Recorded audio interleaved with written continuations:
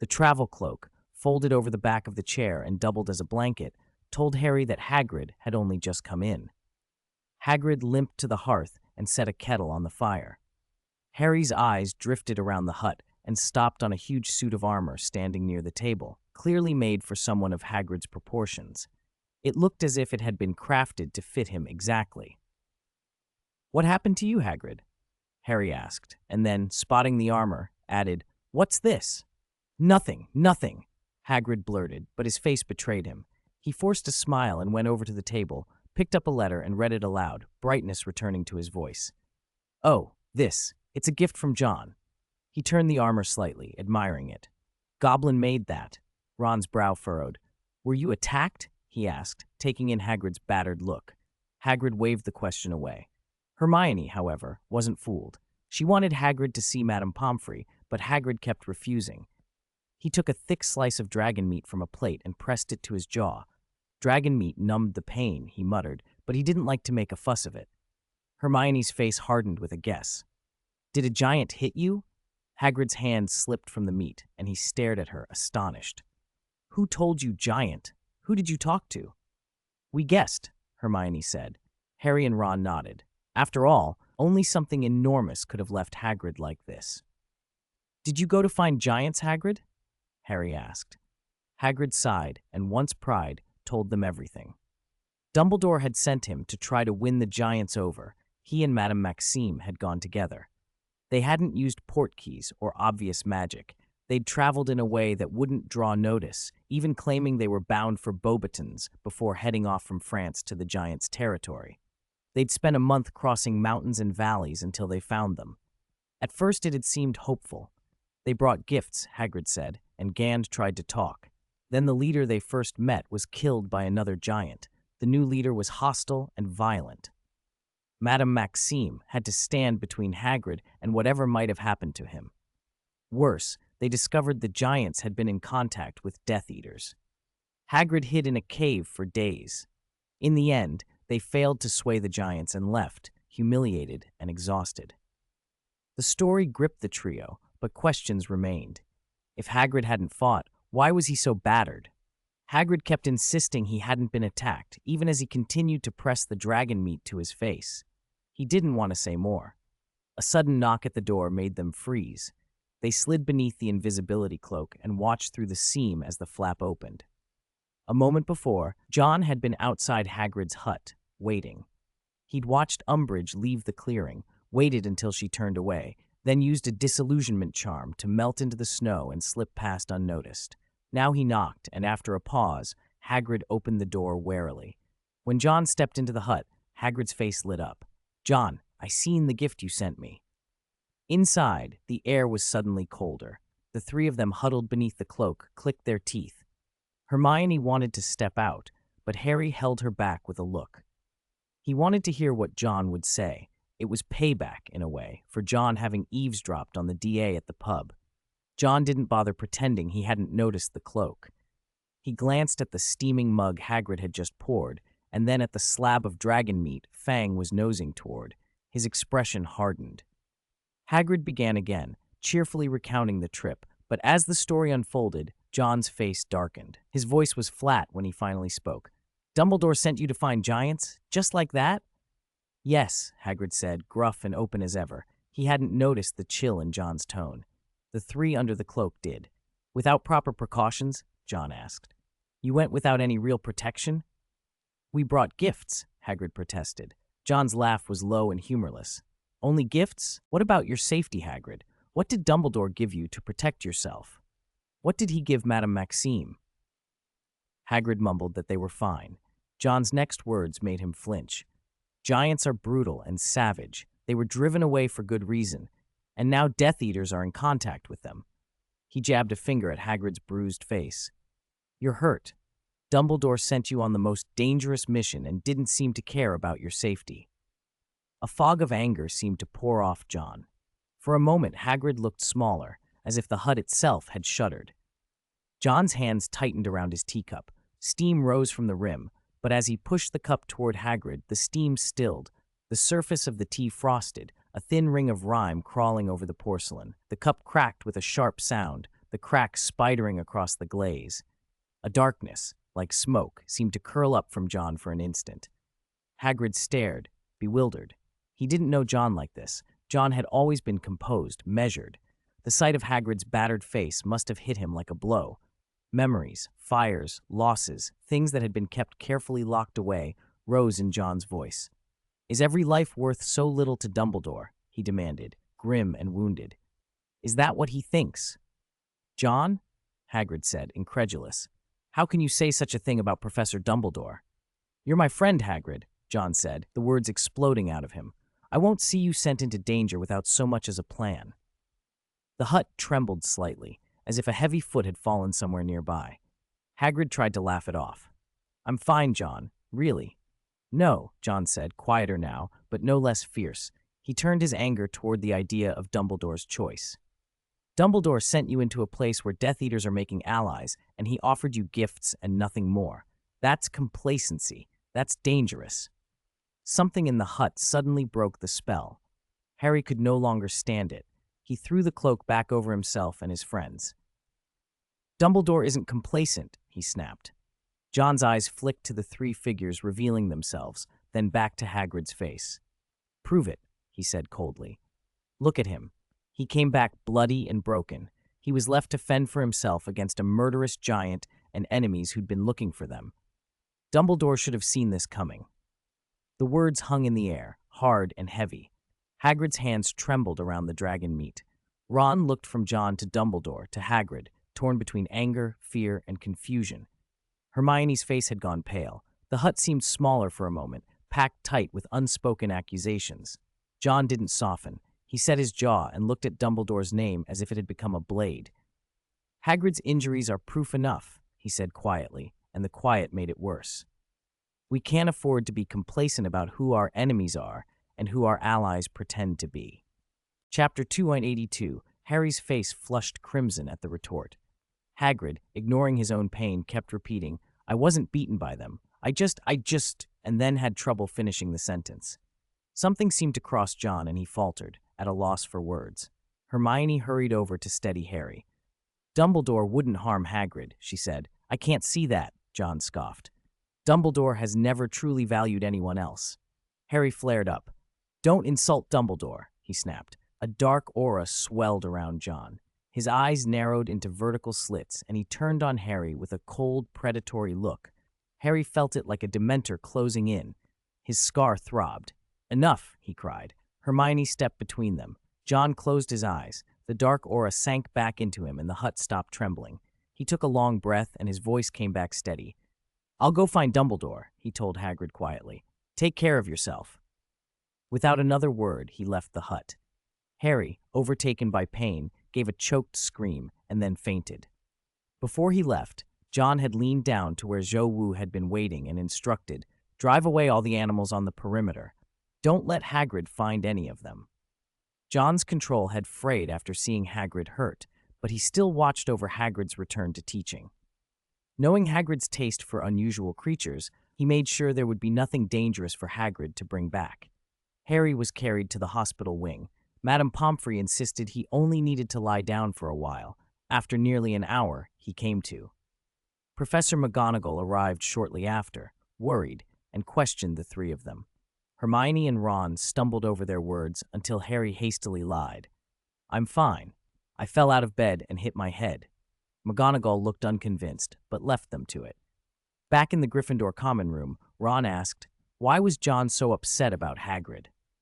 None of them had ever seen John like that, roaring with a predatory expression that didn't fit the King of Slytherin Harry thought he knew. What bothered Harry most were those eyes. He'd seen something like them before, in his second year. His scar had started hurting when he'd seen them. Could John be the cause of that pain? Hermione answered quietly, "Because of Edgar. Hagrid is his friend, and John's afraid his friend will get into trouble." "He won't get into trouble," Harry said sullenly. Hermione shook her head. "I think Dumbledore was a little thoughtless." Both boys stared at her in disbelief. It surprised them that Hermione would say such a thing. "Are you serious?" Ron blurted. "How could Dumbledore? Hagrid got into trouble, didn't he?" Hermione cut him off. He was sent to parley with fierce giants, and you heard how dangerous that was for him." They fell silent. Everyone could see how battered Hagrid was. Threats from giants, encounters with Death Eaters. He had been through far worse than most. Still, it was hard to accuse Dumbledore of wrongdoing outright. The boys drifted back to their dormitory, awkward and unsettled. Hermione stayed by the fire, staring at the flames. The blaze made the memory of the coldness between John and Dumbledore harder to forget. She reached toward the warmth, her fingertips tingling. She replayed her conversation with John in the library. If that day truly came, what would she do? Her clever mind, usually so quick, now found no answer. Every choice would hurt someone. "Please," her eyes reddened as if praying, "John, Harry, don't do this." She showed that vulnerable side only when she was alone. The next morning, Hermione was back to her usual self. She was up early to prepare for Hagrid's first class after returning. She was his friend and didn't want Umbridge to use the chance to have him expelled. Harry and Ron stayed behind to tackle the mountain of homework. Half an hour later, Hermione reached Hagrid's hut. When Hagrid finally came back, he looked dazed and still bruised, carrying raw meat. "Hagrid, what's wrong?" she asked, going to his side. Hagrid blinked, confused. "I don't know, Hermione. All those animals, they're gone." He'd gone to feed the Thestrals, only to find the herd had vanished. For a moment, he thought he was imagining it. Chapter 309, Azkaban and the Escape. When Daphne found John, he was sitting alone in the Constellation Society. Dim starlight filtered through, and the bar's golden lights glittered in his glass, catching his face. She sat down beside him and could feel the turmoil beneath his quiet drinking. "Thank you," he murmured. John drained his glass and let out a breath that fogged in the air. Daphne's silent company steadied him. Seeing how worn he'd become, she felt a pang of concern. She wanted to shoulder some of his burden, even if it was only by sitting with him. She took his glass and, to his surprise, drank it down in one gulp. Later, John found himself carrying a limp Daphne in his arms, realizing he had misjudged her as a heavy drinker. He had planned to stay the night at the Constellation Society, but with Daphne unconscious in his arms, he had no choice but to take her back. In the Slytherin common room, Pansy paced and searched until the door opened and she began to scold. "Daphne, where have you been?" She froze. Daphne was being carried in a princess carry by John. Pansy's interference had cost her. She wished she'd never meddled. John noticed her and smiled faintly. "Pansy, could you take Daphne up to the dormitory, please?" Pansy, stunned and numb, accepted Daphne and hauled her to the dormitory, easing her onto the bed. Her face was flushed. Pansy slapped herself. "I deserve this," she muttered. She couldn't bear to imagine what would happen if Daphne found out she'd brought her back like this. Later in the Great Hall, a copy of the Daily Prophet landed on the table. John set down his bread and read. The headline in bold capitals hit him: 10 Azkaban prisoners escape. A major security failure at Azkaban had allowed 10 prisoners to break out, something that should have been impossible unless the Dementors themselves were incapacitated. A flicker passed through John's eyes. He had already heard part of the story from a Death Eater he'd encountered at the American branch, an Azkaban prisoner who had turned up in America.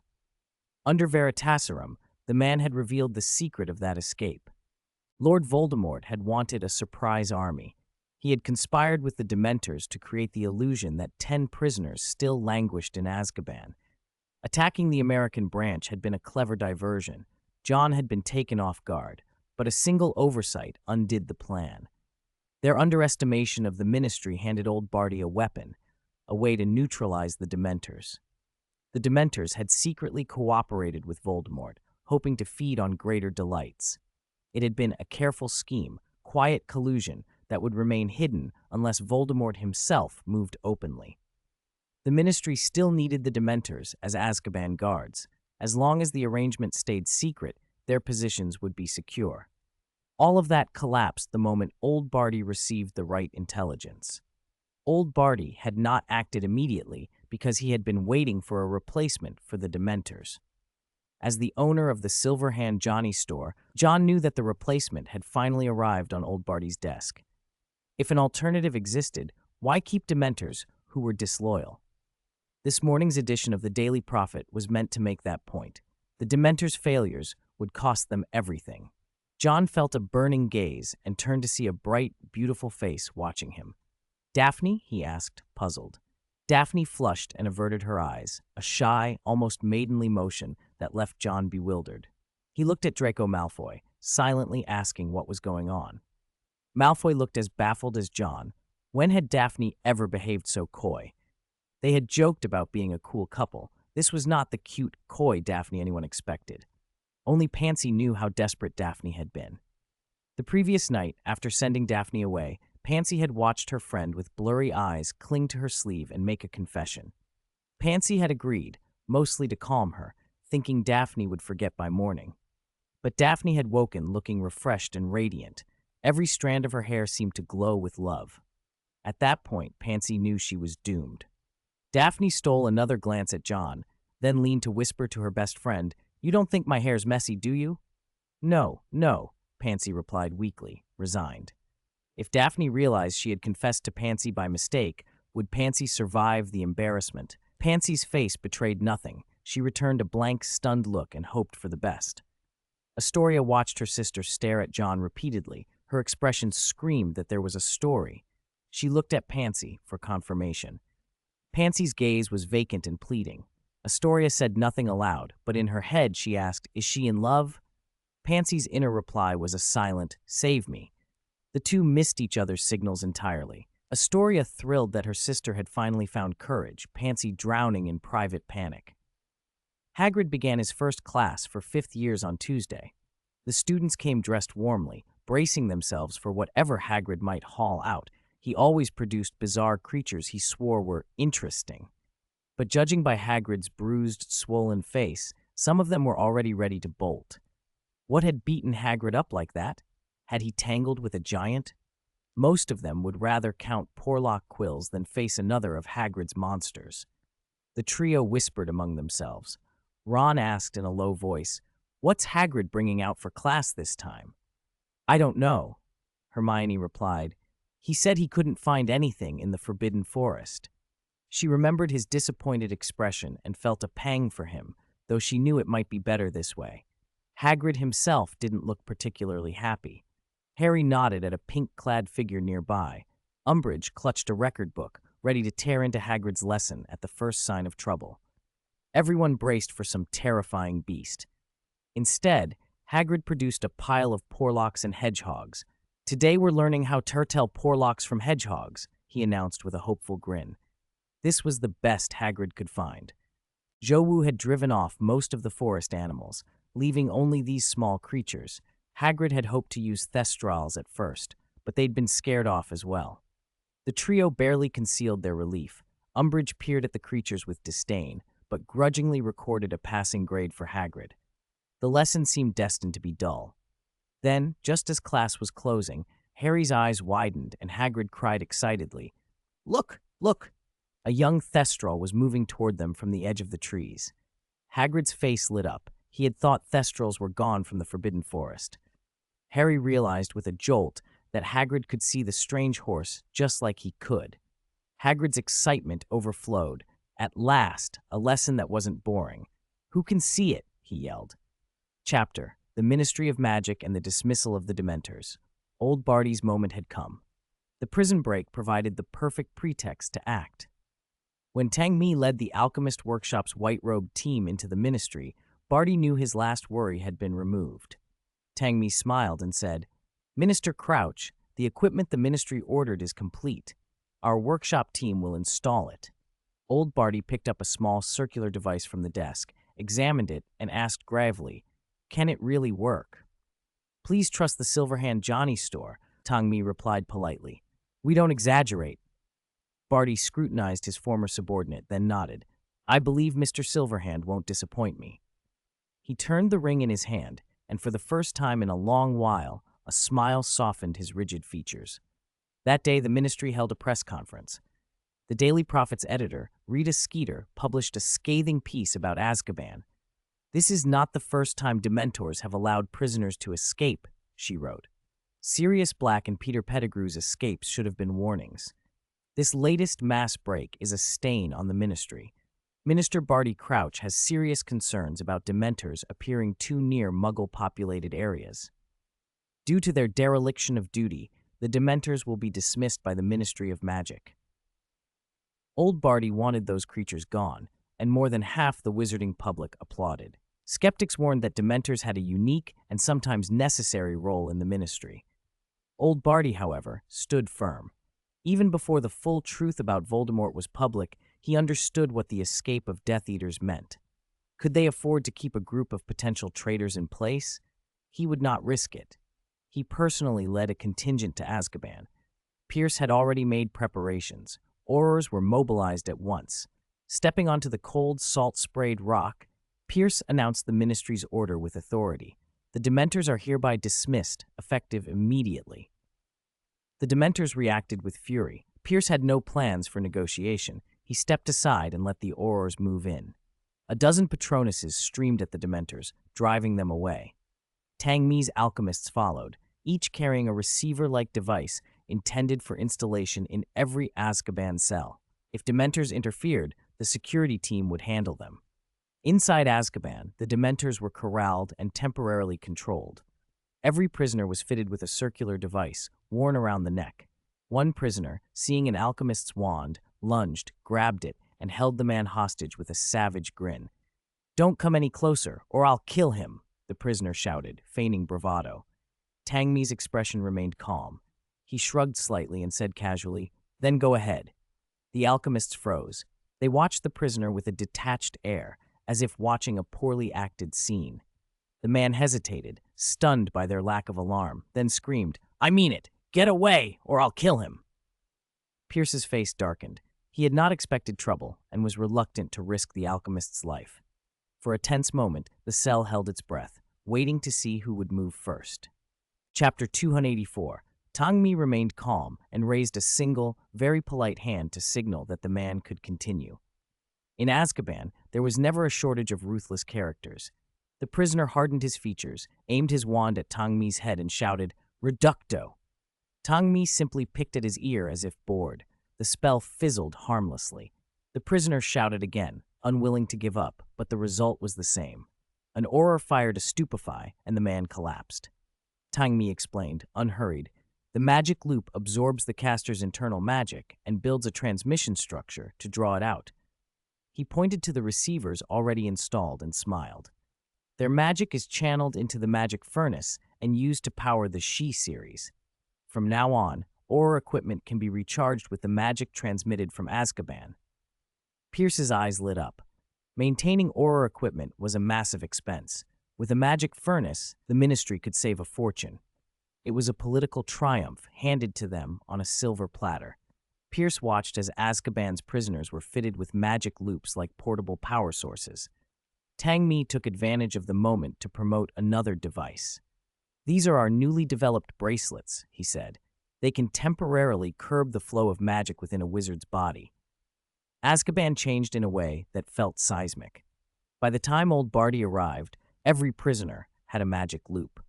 Seeing that the device could both suppress magic and replenish aura equipment, he and Pierce shared the same thought. Tang Mi demonstrated one more function, the anti-magic zone. By reversing the furnace's operation, they could create an impenetrable anti-magic field inside Azkaban. Anyone inside would have to drain their magic completely to leave, using their own spear to pierce their own shield. Escape would be impossible. Old Barty's expression stayed serious, but he admitted, "Mr. Silverhand's request to take over management of the Dementors as payment for this feels a bit advantageous to him." "My master is happy to help," Tang Mi said with a smile. "He always spares no effort for his friends." Dementors were a political hot potato. After the recent incident, they harbored resentment toward the Ministry, and because Dementors were difficult to dispose of, the issue had been a thorn. Old Barty had no reason to fear that Johnny Silverhand would use the Dementors to blackmail the Ministry. He was allied with Johnny, and the Dementors' grievances were directed at the Silverhand enterprise. The Dementors had once had a secret alliance with Lord Voldemort, and Johnny Silverhand's attitude toward Death Eaters reassured people. The negotiation went smoothly. "As this business with the Silverhand store is concluded," Tang Mi added, I have a gift for Minister Crouch, as a friend. Old Barty saw Antonin Dolohov, a Death Eater, being escorted in by the security team and allowed a rare, genuine smile. The dismissal of the Dementors and Old Barty's swift action made an immediate impression. Among the 10 Azkaban prisoners, Antonin had been apprehended and would be brought to justice with astonishing speed, a stark contrast to the Ministry's usual sluggishness. The Daily Prophet praised Minister Barty Crouch widely, calling him the most satisfying minister in the past 2 decades. Even the Quibbler, usually skeptical, offered unexpected praise. John only learned all this after care of magical creatures. A small thestral had wandered over to him, showing its newly grown wings. It was a lapse in caution. The little beast had come begging for food. Hagrid seized the chance to give everyone a very interesting lesson before class ended. Harry understood. He wasn't imagining things. Thestrals were only visible to those who had witnessed death. Hagrid called them interesting magical creatures. Umbridge, naturally, did not. In her ledger, she scribbled furiously, her toad-like mouth stretched wide, looking more unpleasant than ever. For Hagrid, it had been a vivid demonstration. Most students could only watch as Hagrid enthusiastically pointed them out. Only a few of the students actually saw the creature. Dumbledore's office. A copy of the Daily Prophet sat on his desk, and he looked relieved. Although old Barty remained wary of him, he had heeded Dumbledore's warning. Dismissing the Dementors reduced the chance that Voldemort could later occupy Azkaban. "This isn't wholly good," Snape said in a low voice. "Some of the Death Eaters have escaped." "A few Death Eaters, Severus." Dumbledore folded the paper. Snape had brought the news as soon as he received it. Dumbledore's eyes held the kindly wisdom that always made people feel better. It's never too late to mend the fence after the sheep have fled. Beyond the decision to dismiss the Dementors, Dumbledore was relieved that old Barty would at least listen to advice. To fight Voldemort, it helped if the Ministry could be persuaded to cooperate. Snape's face remained tight with distrust. "With all due respect, Barty Crouch's attitude toward you already says a lot. As long as he is willing to contribute to the wizarding world," Dumbledore answered quietly, "I am willing to set aside other matters." Snape's voice dripped sarcasm. "I hope he can understand your good intentions." Dumbledore's optimism about so many things surprised him. He had found no concrete information about how the Dementors had been disposed of. A flicker of doubt crossed his face behind the half-moon spectacles. Surely the Ministry had not simply expelled the Dementors at a whim? Back at Azkaban, 10 Aurors stood with wands emitting a steady silver vapor, maintaining a ring that kept the Dementors in their cells. "Let them come down and send fresh teams up," Pierce said, glancing at his pocket watch as he signaled for the rotations. Containing Dementors was physically draining. The only known charm that could keep them at bay was the Patronus, and it was difficult to sustain. Even among Aurors, not everyone could cast it. Pierce had organized 3 teams to take turns. Expecto Patronum. New Aurors stepped up and cast their Patronuses, while those relieved by the rotation collapsed, exhausted. Half an hour later, an Auror asked, exhausted, "How much longer are we supposed to keep this up? Almost all the Ministry's Aurors are here. If this keeps up, there'll be chaos back at headquarters." Tongmi glanced at his watch and smiled. "I think it's almost time." Pierce ordered the current team to withdraw. He told them bluntly, "Leave this place." "But the Dementors," one began. "Leave. Someone will take care of it," Pierce snapped. Bound by command, the Aurors dispelled their Patronuses. 3 seconds after the wards fell, a terrifying shriek rose from the cells. The Aurors' scalps prickled. They fled Azkaban without lingering. One young Auror, lower on magical reserves, stumbled and fell as he retreated. The cell door burst open, and a black tide of Dementors poured out. They surged toward the fallen man like a wave about to swallow him. "No, don't!" Just as the blackness closed in, the Auror heard another set of footsteps, not frantic and fleeing, but slow and steady. The incoming Dementors halted. The young Auror looked back. The walls and floor were suddenly coated with dense black threads spreading rapidly, like ink bleeding across parchment. The Dementors, meeting their natural enemy, were pushed back. The darkness bypassed the Auror and instead bound the Dementors that hadn't escaped. Black filaments attached themselves to their forms. The Dementors wailed, "Leave here." The voice that followed was low and hoarse, like sand dragged across a beach. The Auror turned and saw the iconic silver mask. He stammered, "Second, Mr. Silverhand." From that figure radiated a terror older and colder than the Dementors themselves. Having survived the Black Tide, the Auror scrambled out of Azkaban and did not stop shaking for a long time. The aura from that direction was chilling. The Dementors that a dozen Aurors had barely contained now looked frightened and tangled, cowed by the black threads binding them. 285, Chapter 285. John, fresh from Hogwarts, took a small box from his hand and opened it. One by one, the Dementors were drawn inside. The crystal nodes set into each face of the box flared with light and hairline cracks spidered across the surface. As the last Dementor slid in, the silver of John's prosthetic arm darkened until it was black, covering the whole box. "That should hold until I get back," he said. Cradling the box, John walked out of Azkaban. The oppressive aura that filled the island made even the battle-hardened Aurors go still. When he stepped into the open, Pierce hurried over and bowed respectfully. "Mr. Silverhand," John nodded once. Noticing Pierce staring at his hand, he let out a short laugh. "Tell Minister Crouch I've taken my payment." Pierce blinked, then understood. He bowed again more deeply. "Sir, I'll escort you." "No need. I'm pretty fast," John replied. "Fast?" Pierce frowned. Apparition was banned on the island. A portkey, perhaps. Before he could puzzle it out, a huge shape descended from the sky. Jowu. The great cat alighted, its peony-sized tail sweeping and clearing the area. John hopped up onto its back. Jowu activated its teleportation power, gave a roar, and vanished into a spatial tunnel. Tang Mi watched his boss leave without him, half speechless, half choked up. Trying not to show it, he nodded farewell to Pierce. Wizards from Johnny Silverhand's alchemy workshop climbed into a carriage and departed Azkaban as well. John did not return to Hogwarts. He appeared at Silverhand Manor instead. Jowu's dramatic landing had drawn the security teams, whom John promptly sent away. Jowu padded off, suddenly fixating on a puffskein in the lavender garden. John, however, carried the fragile box inside the house. The box was starting to fracture. John strolled past the room where the golden cup was stored, and without haste, cut his palm and let his blood drip into a huge dragon-shaped vessel. As his blood fell into it, the dragon's eyes flared red and a hidden doorway opened, revealing a chamber of tangible darkness. This was a cell John had specially created, an unbreakable room studded with magic crystals that generated a powerful magical field. The blackening on his arm receded. The box with the Dementors rapidly disintegrated, releasing countless creatures that were immediately ensnared by the magnetic field.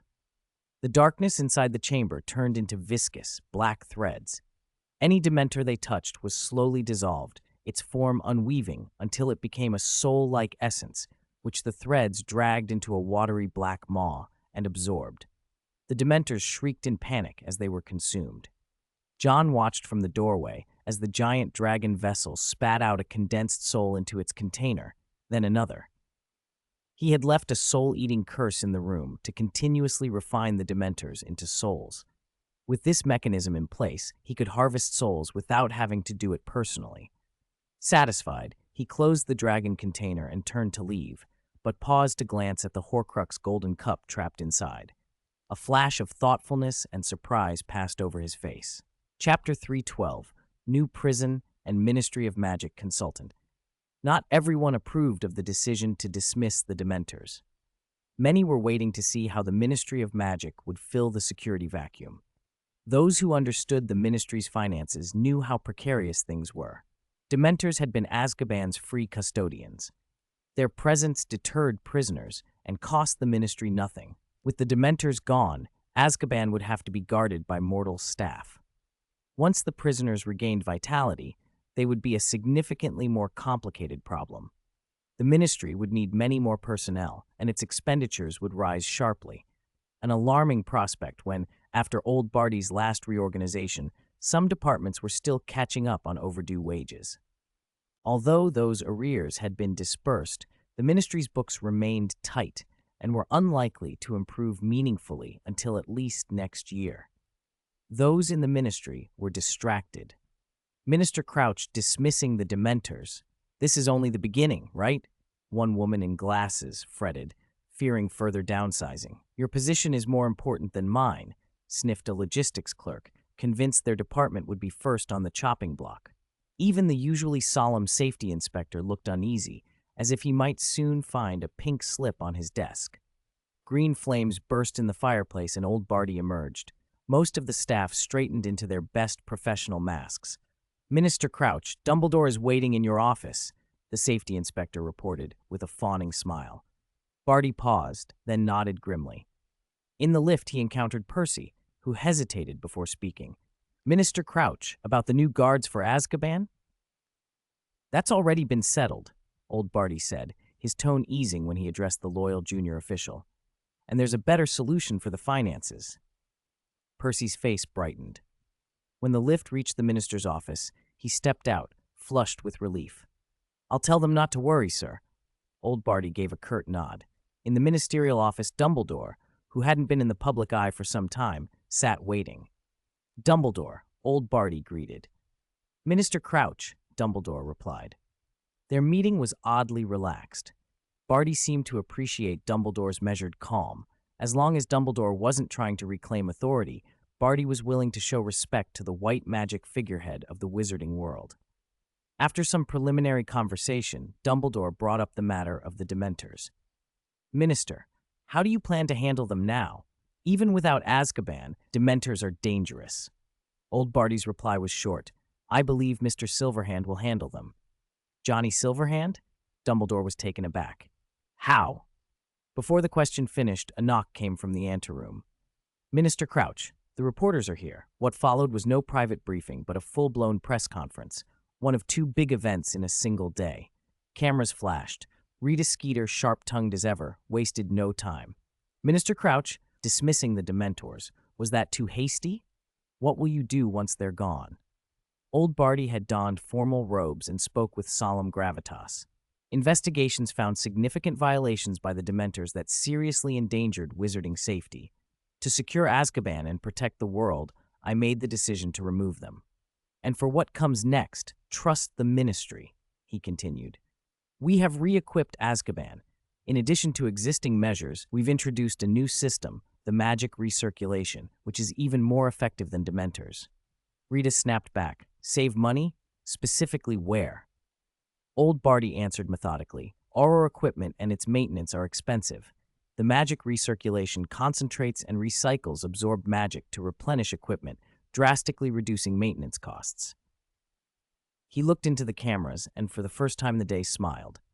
"Here, the Ministry of Magic thanks Mr. Silverhand, our Ministry of Magic consultant, for his sponsorship. His support has saved the Ministry significant funds." The cameras recorded it all. Dismissing the Dementors had not increased expenses. It had, Barty claimed, reduced them. The announcement bolstered his standing and gave Pierce, head of the Auror office, a political lift as well. Employees who had been worried about layoffs would now be grateful to both Pierce and old Barty for securing the sponsorship. By the time the press conference wrapped up, Dumbledore understood why Barty had said Johnny Silverhand would handle the Dementors. Barty had sold the Dementors to Johnny. The revelation unsettled Dumbledore. He wondered why John wanted the Dementors. Newspapers quickly spread the story of Azkaban's renovation and Minister Crouch's supposed wisdom. Old Barty's public acknowledgement of Johnny Silverhand as a Ministry of Magic consultant was front-page news. No one knew exactly what powers the title conferred, but some sources pointed out that Johnny Silverhand had once been involved in a Wizengamot trial, suggesting the consultant might have the authority to participate in trials or even join the Wizengamot. Opinions and speculation filled nearly a full page of the Daily Prophet. Over and over, the press showed Barty's smiling face beneath the flashbulbs. Chapter 286. That's good news. The next morning at the Gryffindor table, Hermione could hardly contain herself. "Crouch listened to Dumbledore and dismissed the Dementors," she said happily. Even Harry had to admit the minister was someone who could be persuaded. He had overheard a conversation in the hospital wing between Professor Dumbledore, old Barty, and Amelia. They'd been worrying that the Dementors might be recruited by Voldemort. For a long time, old Barty had been slow to act, and his friends had criticized him for it. Hermione added, beaming, He even caught one of the escaped Death Eaters. That's efficiency. Harry was distracted. Ron frowned. There are 9 others left. Other Death Eaters haven't been caught yet. We don't know how long it'll take, Ron continued doubtfully. Hermione waved him off. People are calling him the best minister in 20 years. He'll catch them soon. That's blind worship, Ron muttered, bringing up Lockhart again. Just like the way you worshipped Lockhart. You, Hermione glared at him, cheeks puffing. Why did Ron always bring up everyone's worst moments? She snatched up Dark Arts, Defense, and Guide from the table and tossed it at him. Ron yelped as it hit, then shoved a mouthful of oats into his mouth. Noticing Harry was unusually quiet, Hermione looked over at him. What's the matter, Harry? He'd barely noticed his bacon sliding off his fork. He blinked back to the present, hesitated, and said, I had a dream. Chapter 313, Dreams and Dreams. Harry had dreamed again, only it was different this time. He found himself trying to get closer to a door he couldn't quite touch. As he approached, the scene shifted. He stood on a platform surrounded by dragon sculptures and strange floating runes. At first he thought it was an ordinary nightmare, until he saw the figure in the center of the chamber. A man in a silver mask, Johnny Silverhand, presiding over what looked like a ritual. Johnny cut his palm and let the blood fall. One of the dragon sculptures drank it. Its eyes flared red, and a hidden doorway opened. When Johnny stepped through, a suffocating aura spilled out, as if joy had been extinguished, and a relentless chill rolled over everything.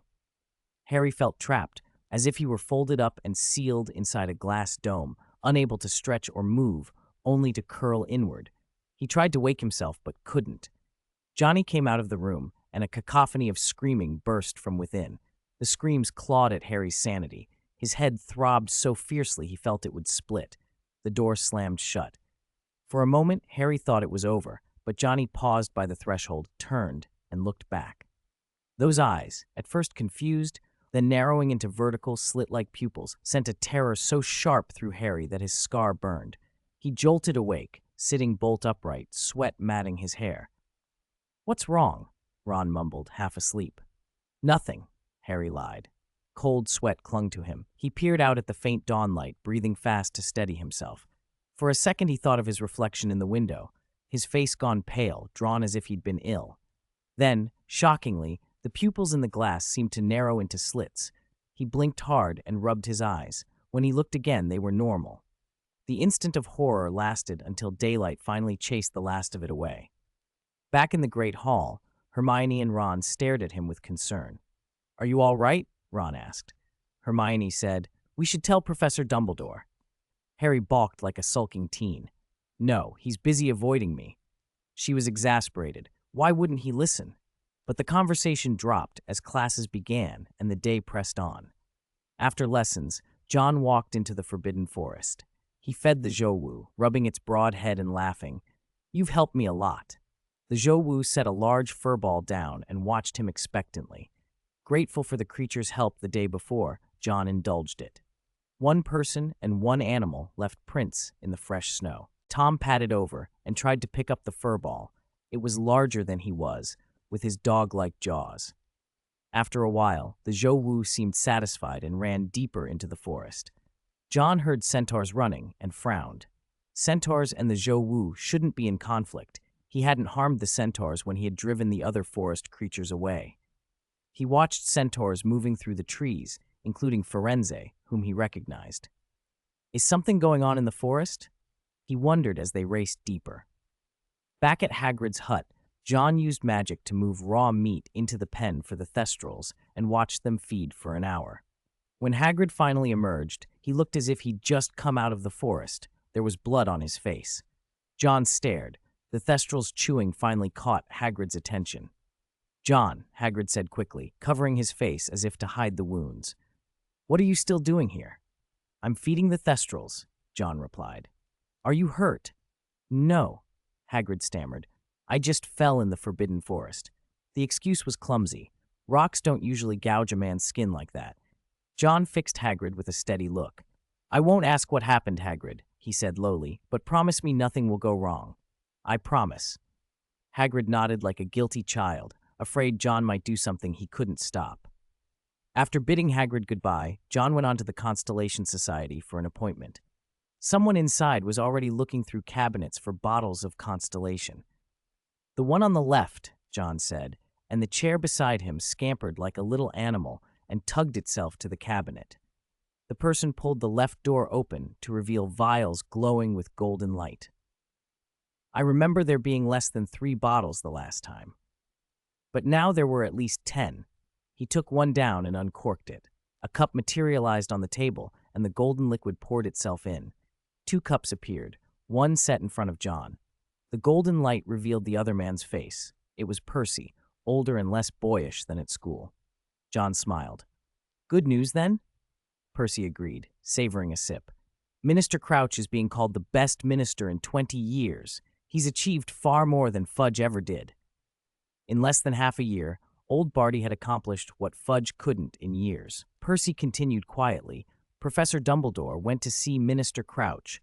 They spoke about the Dementors. "You told Dumbledore you took the Dementors?" John tilted his cup and laughed. "Then there's nothing he can do." "He's looking into your motives," Percy said. "My father met with Dumbledore. They both expressed concerns." "The good news," Percy added, "is they agree you won't give the Dementors a chance to rejoin Voldemort." He spoke Voldemort's name with a steady face. Percy had heard about this while he was dealing with the confiscation of Muggle electric stoves from Egyptian wizards. Though Dumbledore worried about what John might do with the Dementors, he reassured Mr. Weasley on that point. "If my father finds out, he might object even more," John said, referring to the eavesdropping incident. Percy fell silent for a moment, then looked up. "I want to do something about that at the Ministry." "That's dangerous, Percy." John set his cup down. "You still have a position there." "My father is an official at the Ministry," Percy replied stubbornly, "but he's also working with Dumbledore." John sipped the golden liquid, then nodded. "All right, you've convinced me." "I do have something I want to clarify," Percy said in a low voice, his eyes unreadable. "I want to know what the Order of the Phoenix is worried about." "As long as it won't damage your family," John replied. "It won't. Actually, I think my brothers know some of it too." Percy gave a helpless sigh. "It's a pity they don't like me." John thought of the Weasley twins and their endless teasing and of Percy's rigidness, and he shook his head. "You want different things. People like that don't always fit together." The twins were restless, loud, always attracted to mischief. Percy's loyalty to rules grated on them. Ron, John suspected, disliked Percy for another reason. Percy's competence only highlighted Ron's ordinariness. Inequality breeds resentment. Percy stepped into the Constellation Society's fireplace. Floo network flames licked around him, independent of the Ministry, and disappeared. John looked up at the glittering constellation painted on the dome ceiling. More and more people were getting involved. December. Snow fell hard, piling white on branch and bough. Tom lay under a tree, his paws up, tongue lolling. Fang lay a little ways off, equally splayed and blissful. The weight of the snow finally broke a branch above them. The crash smeared cold and cottony flakes down onto both dogs. Tom sprang up, dug frantically, and unearthed the music box buried in the drift. He hit it with a paw to stop the melody and strutted off, tail held high, like a dog who'd saved the day. Fang spat snow from his mouth and blinked, bewildered, while Tom wagged triumphantly. The two raced each other along the edge of the forbidden forest. In the tree above, Basil, who had just stamped the snow off his branches, narrowed his eyes in disdain. A platinum-blonde head emerged from a snowbank. Draco, shivering, found John and immediately complained, "Can you please not let Tom run around with that music box? I almost froze to death." John glanced at Draco, who had a cup of hot mulled wine between his gloved hands to warm himself. Snowflakes still clung to his hair. John didn't need to ask. Tom had been using that dark arts music box as a lullaby again. The box didn't kill, but whatever tune it played lulled people into an unnaturally deep sleep. Tom adored it. Draco had been training outside, and upon hearing the box, had simply dropped into sleep where he stood. If the heavy snow hadn't awakened Tom, Draco might have been left out all night. "If you can persuade Tom, I'll be very grateful," John said with a smile. Draco's face darkened. Tom never listened to him. He pushed aside the window curtain and glanced out. "The snow's worse than usual this year," he murmured. I'm not going home, Draco added flatly. Christmas was coming, and the thought of spending it with his father and, worse, Voldemort made his stomach twist. He would rather not. Neville came in carrying a pot of something steaming. Draco, want more mulled wine? Did you get that from the kitchen? Draco wrinkled his nose. What's that sour smell? Neville had tissues stuffed up his nostrils and tugged at them awkwardly. Daphne made it. Hot pineapple wine.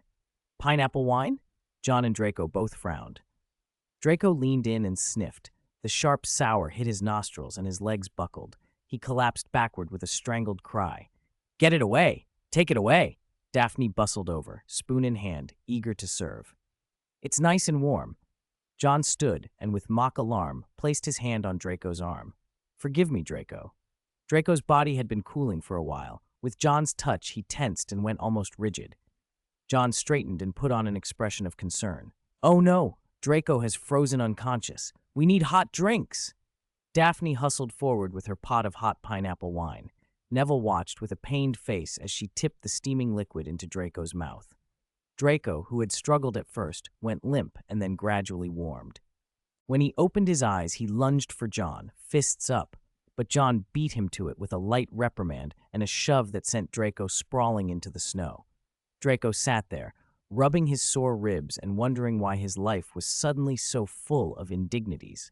Cedric, who had arrived while the commotion was unfolding, pushed the pot away and sat quietly. I'm not going home for Christmas either, he said eventually. Cho and I have a date. You two patch things up? Daphne asked, eager. Cedric smiled and nodded. I've been busy lately. I've neglected her. While I've got time, I want to take her into Hogsmeade. And where will you take her? Daphne asked, eyes bright with gossip. Madame Putafoot's, Cedric said with a helpless shrug. Classic dating spot. I want her to feel secure. She gets jealous sometimes. Daphne leaned toward John, all curiosity, but John's attention had drifted. Daphne's sister Astoria, who had skated over, was suddenly hushed by Daphne's hand. Daphne beamed. Our parents are traveling. They went to Finland. Astoria's going with them. Astoria protested weakly, but Daphne's persuasive smile won out and Astoria was dragged off to pack. About a week before Christmas, John didn't plan to go home either. He was in the Shrieking Shack, the Eye of Truth card warm in one hand, a crystal ball resting in the other. When the card's glow flared, pale images slid across its surface, then the paper began to smolder. The card burned itself up in his palm. John stared at the charred ash on his fingers, the pain sharp and surprising, then looked into the crystal ball. Scenes shimmered in the glass, and he clenched his jaw. He slid the ball into his pocket and left the shack. Harry had a nightmare. He was crouched in the dark, watching a figure sitting with its head bowed. The outline flickered and blurred. Harry moved closer. Something small and writhing crawled over the floor toward that figure, fast as a thought. An animalistic hunger filled Harry. He wanted to tear that person apart, to sink his teeth in and end it. He fought the urge. There was still something important to do. The person stirred. Harry leaped. Teeth found skin. Ribs gave under the force of his bite. The sound of bones breaking filled his ears. The figure's cries died away, and it slumped, silenced against the wall. Harry lifted his head to finish it. A violent tug ripped at him. He felt himself pulled out of the scene, dragged through darkness until he found himself in a dome-like chamber. A silver mask hovered in front of him. Black threads snaked out of it and began to wrap around him, drawing at his soul. Terror filled him. His scar lanced like a hot poker across his forehead, the pain so intense he thought it would burst. Harry! Harry! Urgent voices hauled him back. He woke gasping, drenched in cold sweat. The sheets twisted around him. The scar throbbed like a burn, and he clutched at his forehead. Ron stood at the bedside, pale and frightened. A few other figures hovered at the foot of the bed. The nausea in Harry's gut forced him to lean forward, and he vomited, bile and cold fear. When he could breathe again, he forced himself to stand straighter. Your father, he managed through a ragged breath, the words ripping out of him. Your father is in trouble. Ron blinked, confusion and alarm fighting across his face. What? Chapter 288. Harry didn't care about niceties. He shouted, voice raw, your dad was bitten. It's serious. There's blood everywhere. One of his roommates was so alarmed by Harry's behavior that he ran off to fetch Professor McGonagall. Calm down, mate. You must be dreaming, Ron said, half convinced. Harry snarled. No, it's not a dream. I was there. I saw it. I did it. He sounded deranged, and Ron became even more certain something was wrong. Harry struggled so hard that Ron couldn't hold him. Neville stepped forward and pinned Harry down. The roommate returned with Professor McGonagall. Unlike Ron, she listened without hesitation. As soon as she heard Harry's words, she took him straight to Dumbledore. Chapter 315, Father and Son. The moment Dumbledore saw Harry, he began asking questions. When he learned Harry had seen Arthur Weasley attacked, he wasted no time. He ordered the portraits in the headmaster's office to send inquiries. Those portraits had counterparts at the ministry and set to work with a delicate silver instrument on his desk. Dumbledore knocked the instrument gently with his wand. It began to tick and clink. Thin tubes on top exhaled wisps of pale green smoke. Under his intent gaze, the smoke threads gathered and braided, then thickened into a mist. The mist swirled until its upper shape formed a serpent's head with a gaping mouth. Naturally, and yet essentially separate, aren't they? Dumbledore murmured. Harry frowned at the remark. The smoke snake split into two. Dumbledore's expression darkened and then grew almost pleased. But before he could stop the device, the two snakes became three. He watched those three until a portrait returned from the ministry, and only then tapped the instrument to end the display. Dumbledore, said Everard's portrait, panting as if it had run. What news? I kept shouting until someone ran over, the portrait continued, wiping an overdramatic sheen of sweat with a curtain. I told them there was movement below. They were half believing. Then his son carried him up, covered in blood. His son, Harry repeated, astonished. Dumbledore, Percy. He's at the ministry. Yes, his son saved him. Same red hair. He's at St. Mungo's now. His son got him there just in time. 1 second later, he would have died. A weight that had been choking Ron's throat eased a little. Dumbledore turned to the portrait and thanked it, then looked at McGonagall. Minerva, wake up the other Weasleys. Tell them to come. All of them. Of course. McGonagall rose and hurried from the office. Harry glanced at Ron, who now looked terrified and guilty in equal measure. Harry leaned in and whispered, Percy saved your dad. Yeah, Ron said blankly. I always hated that he went to the ministry. At the Ministry of Magic, Percy had thrown himself into his work. The building still bore scars, and as a newly appointed director, he had a backlog of cases. He passed his father's old office, thought of what John had told him, and knocked. When no answer came, he tried the door and found Mr. Weasley barely clinging to life. A huge emerald-green snake reared with a bloody maw. Percy's training and restraint vanished. He drew his wand and fired. Stupefy! The spell broke the snake's immediate assault. Percy, seeing his father drenched in blood, unleashed a flurry of spells to drive the creature away. But the snake was not ordinary. It deflected and parried his magic. Realizing the danger, Percy kept pressing the creature back until, seemingly deciding the fight was lost, it regarded him with a cold intelligence and slipped into the shadows. Dad! Percy ran to his father's side. He got him to St. Mungo's, hands still shaking, and sat outside the ward, fingers tugging at his hair. Family, he muttered to himself. Is this what you didn't want me to get involved for? For the first time, Percy felt that raw, unmediated emotion that sweeps away reason when family is threatened. He understood why John had warned him away. He belonged to the Constellation Society. His family belonged to the Order of the Phoenix. Weasley against Weasley. If things spiraled, it would tear them apart. Yet he had saved his father. Because he had arrived in time, Mr. Weasley survived. They sat at opposite sides of the hospital bed, Arthur staring at the ceiling, Percy staring at the floor, both silent for a while. Thank you, Mr. Weasley said at last. I thought you'd have gone away. He was still embarrassed. A few months earlier, he and Percy had argued over Percy's devotion to the Constellation Society. Arthur had wanted Percy to help the Order and had seen his son's choices as a stubbornness. Seeing Percy repulse that snake in a pool of blood made Arthur realize his son was no longer the boy he had once protected.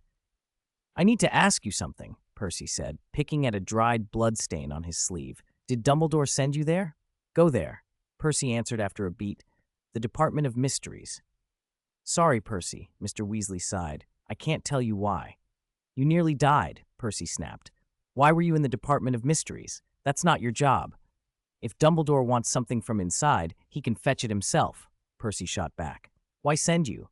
Percy, Arthur's voice grew sharp. Enough. Don't speak of Dumbledore like that. Dumbledore, Percy ground out, standing up. Always so high and mighty, never considering others. Percy? A soft, surprised voice came through the door. Molly Weasley had arrived. She embraced her son fiercely, tears on her cheeks. You saved your father, Percy. I'm so proud. The argument fell away between father and son. After Molly had settled, Percy noticed his younger siblings and Harry trailing in behind her. He paused for a second at Harry's glance, then gently pushed his mother aside. I have ministry business to attend to, he said. I'm leaving, Mum. I'll send you your Christmas present, Molly cried, wiping her face and smiling through her tears. Percy walked past his siblings without stopping. Ron leaned in and whispered, he was arguing with Dad. I could tell. Harry simply nodded. Fred and George, relieved that their father was out of danger, crowded around Arthur to inspect the bandages. Chapter 316. Joy and Christmas Gifts. John read the message Percy had sent and stared at the Horcrux goblet hidden beneath its cover. Dumbledore's target was something inside the Department of Mysteries, the same thing John sought. A small, wolfish light flickered in his eyes. He'd asked about Arthur Weasley's injuries and been told a snake attacked him. John's first thought was Nagini, then he dismissed it. This snake had intelligence. It knew when a direct attack couldn't win and retreated into darkness. Ordinary serpents didn't behave like that. Its appearance suggested another side had moved to seize whatever lay in the Department of Mysteries. So both sides were converging. Voldemort, or his followers, to take it, and the Order to guard it. Whatever it was, it mattered enough to make them fight for it. Their struggle would benefit him. He rubbed the ring on his finger and stared at the goblet.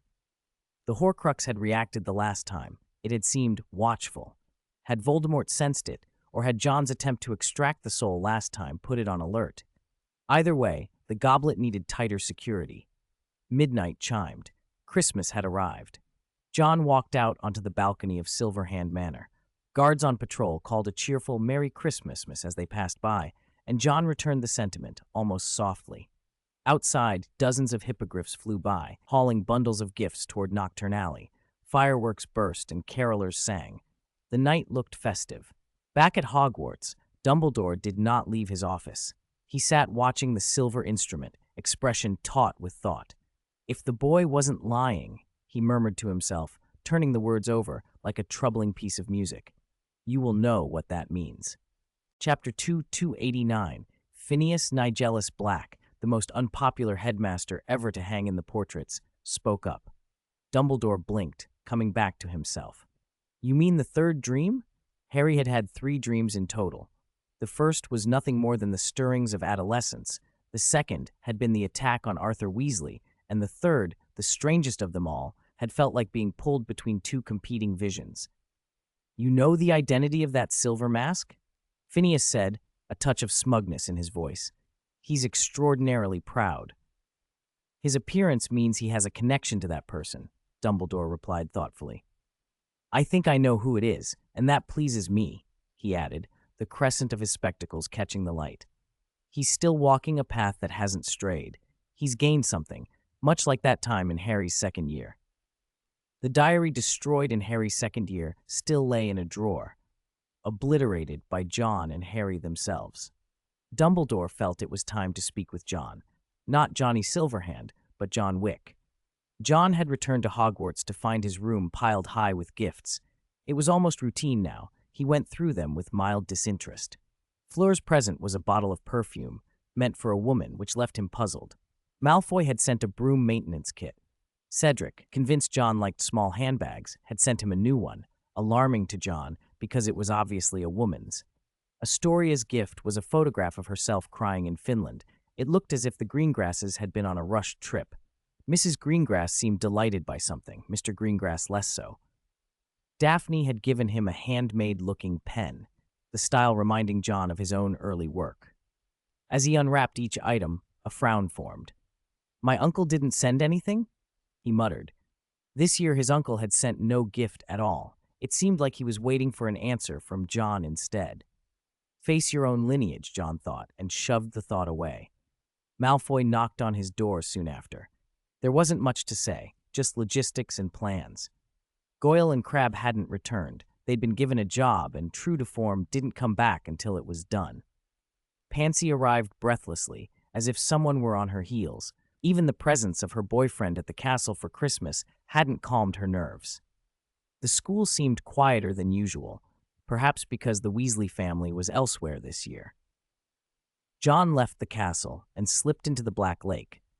Cold wind blew across his wet hair and froze a dusting of frost into place. He tried again to communicate with the giant squid and failed. A vague suspicion pricked him that the squid might be some kind of spirit of the lake itself. He left the water and headed toward the Forbidden Forest. Hagrid hadn't been in his hut for Christmas, and John wondered why. Hagrid had been making frequent trips into the forest, almost every day, and John had promised not to pry, so he kept his curiosity in check.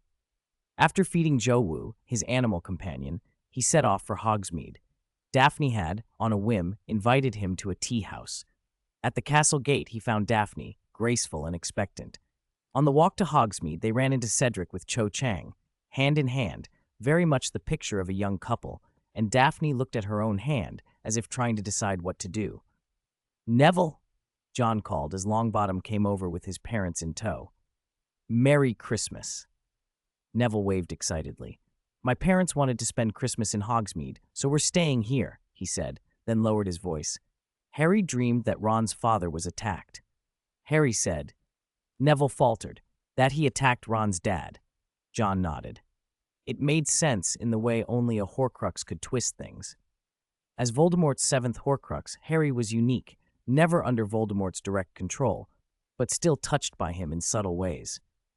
Neville chatted a little longer and then went off with his parents. Daphne looked at him with a hopeful face as they reached the tea house. The place was crowded even on Christmas. Couples clustered at small tables.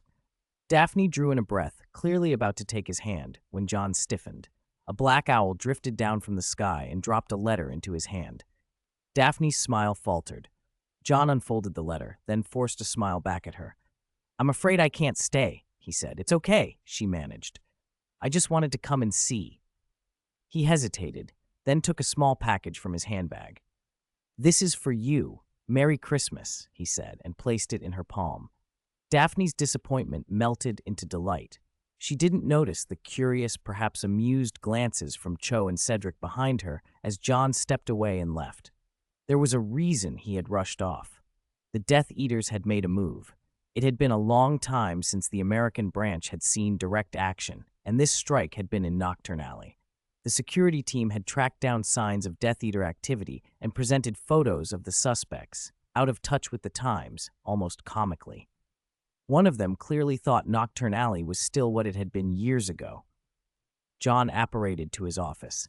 Tang Mi was already there, waiting. "Traces of Death Eaters have been found," she reported. "They appear to have discovered the gardener." "If Voldemort learns his precious follower is not dead," John sneered, "he's going to come for him." "What did the gardener do when he heard?" John asked. Tang Mi considered. "He didn't show anything unusual."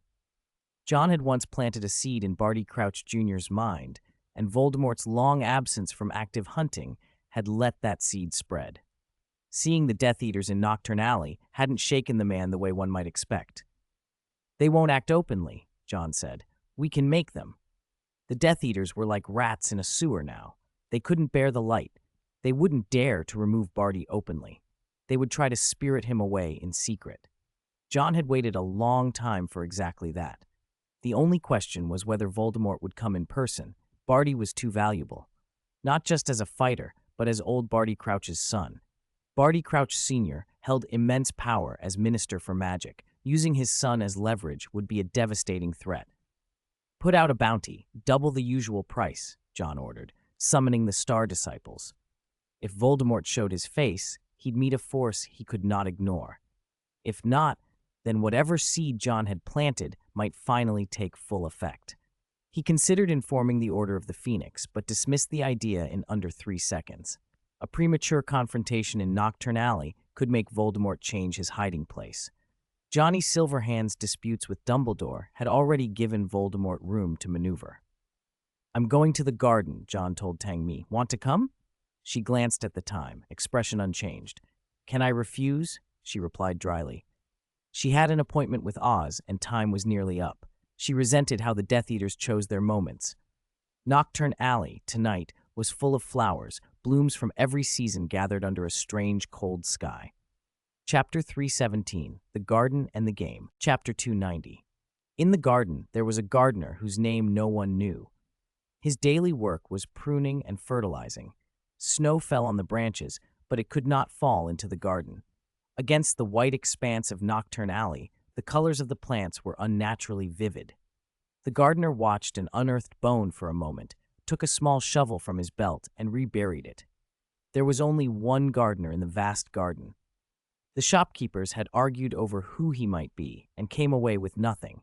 He seemed to have appeared from nowhere. All anyone ever saw of him was what took place inside the garden. He had a small, simple room in Nocturne Alley where he slept and stored tools. Barty had just covered the bone when he looked up and saw someone standing there. Behind the bright roses, a silver-masked man chuckled.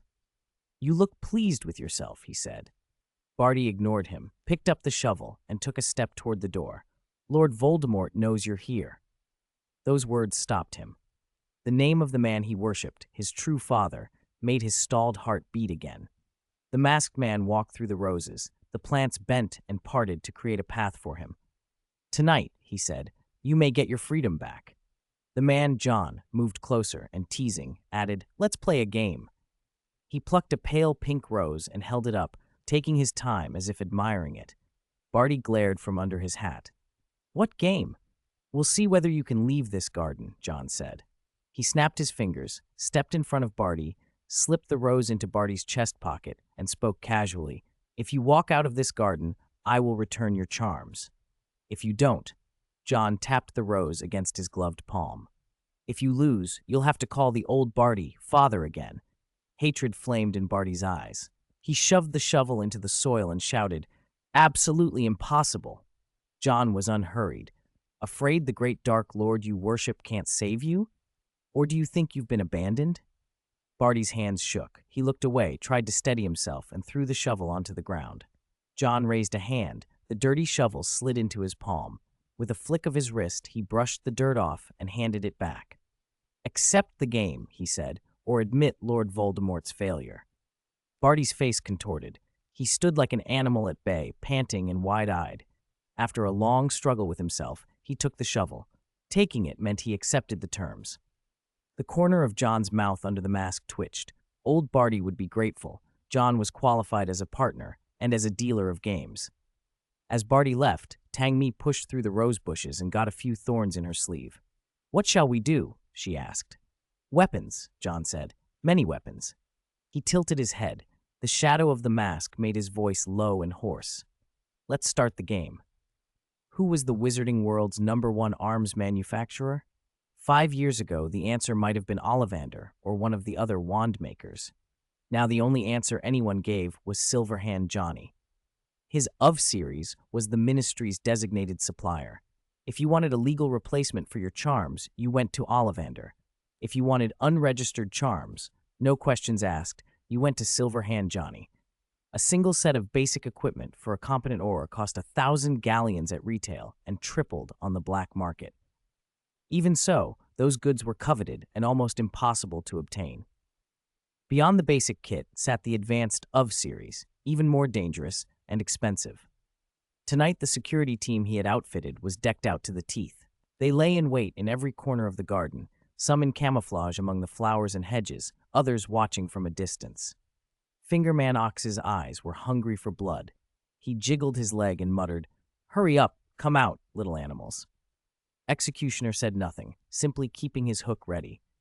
Gaussy greedily counted his fingers and imagined how much he'd make. Twin Stars smiled politely. "Please remember our mission, Mr. Uxer. We're responsible for the second stage of the hunt." "Got it," Uxer growled. "I just hope it's a good fight."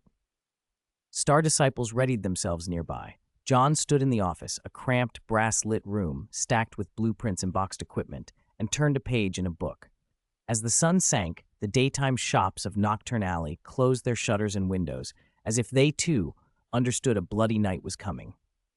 Barty sat in his room and turned on a radio. Tang Mi came in holding a vinyl record and asked respectfully, "Want me to put it on for you?"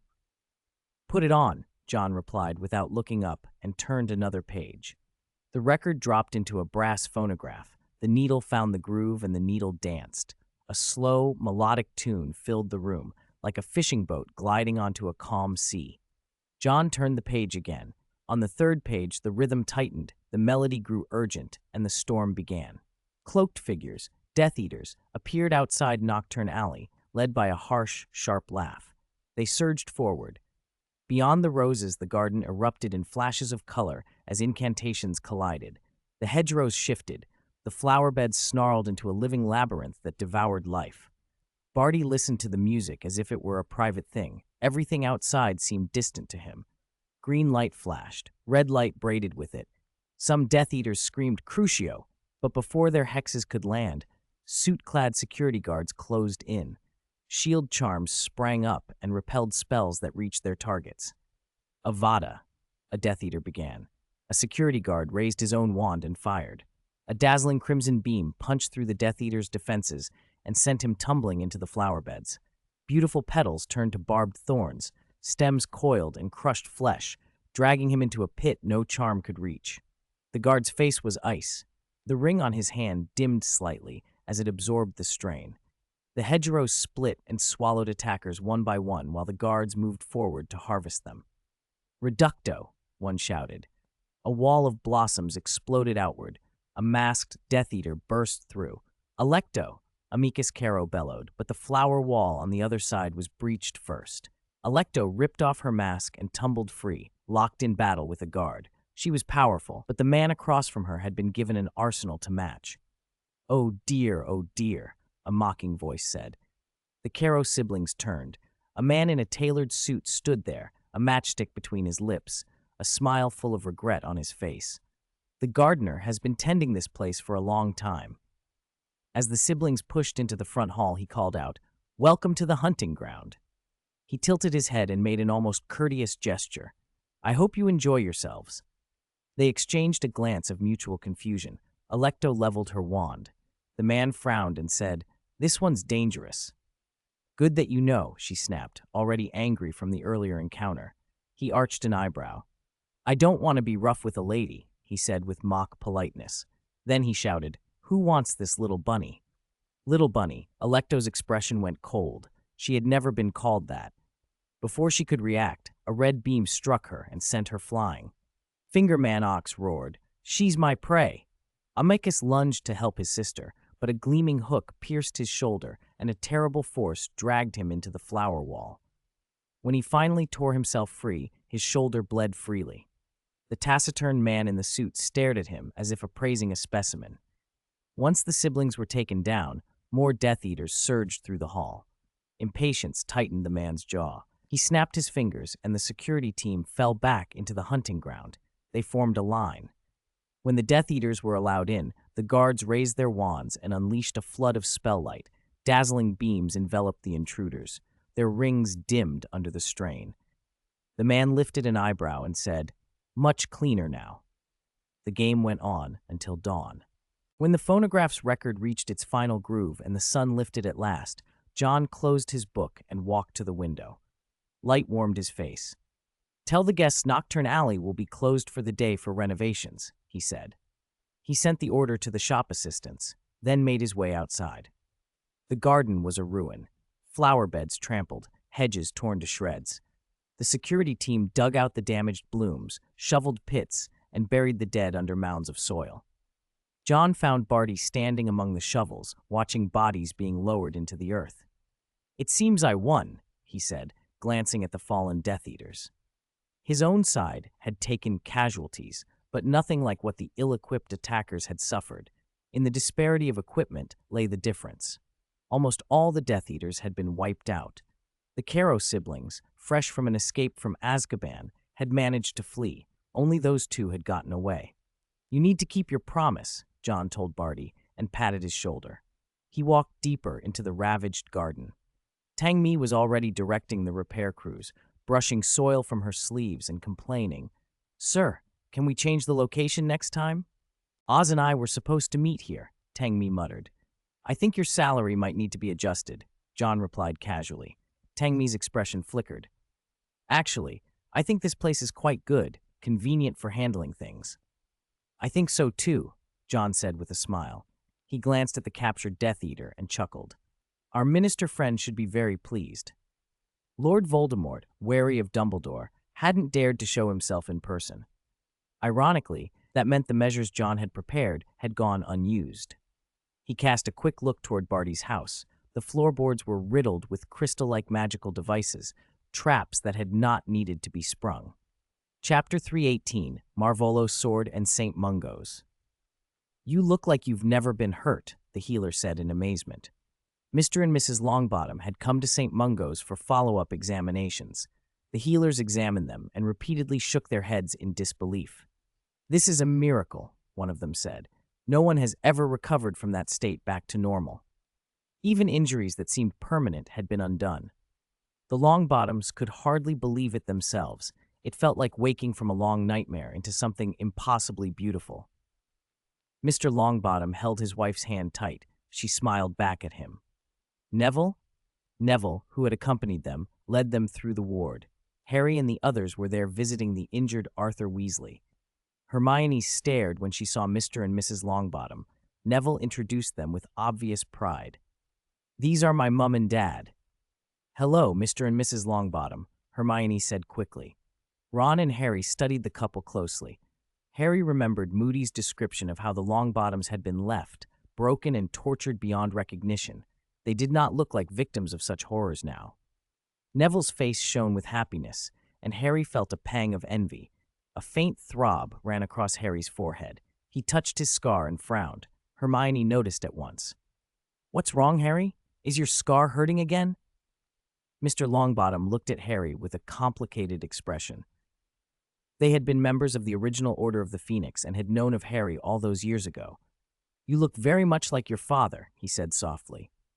Harry's eyes wandered to a long object wrapped in cloth on a nearby chair. It was faintly glowing. "What's that?" he asked through the ache in his head. Neville followed his gaze, startled. He hurried over and undid the cloth. Everyone gasped. The sword looked exactly like the sword of Gryffindor. A red gem set into it, pulsed with a bright inner light. Harry's scar flared painfully. "Get that thing away!" Ron snapped. Neville hurried the sword outside. As soon as the blade was out in the open, the gem flamed brighter. After a while, standing outside, it dimmed again. When Neville brought it back in, the glow faded, and Harry's pain eased. They tried the experiment several times, but couldn't make sense of it. Unnoticed at first, a pair of eyes watched them intently from a shadowed corner. The watcher slipped away as soon as Neville moved with the sword. Harry was puzzled at the sword's effect on his scar. After a moment, he asked, hesitant, "Neville, can I look at it?" Neville thought a beat and handed it over. Under Neville's gaze, Harry lifted the sword. Inside the hospital, with no gem glow and no pain, a strange thought crossed Harry's mind. He had the uneasy certainty that this was not the real sword of Gryffindor.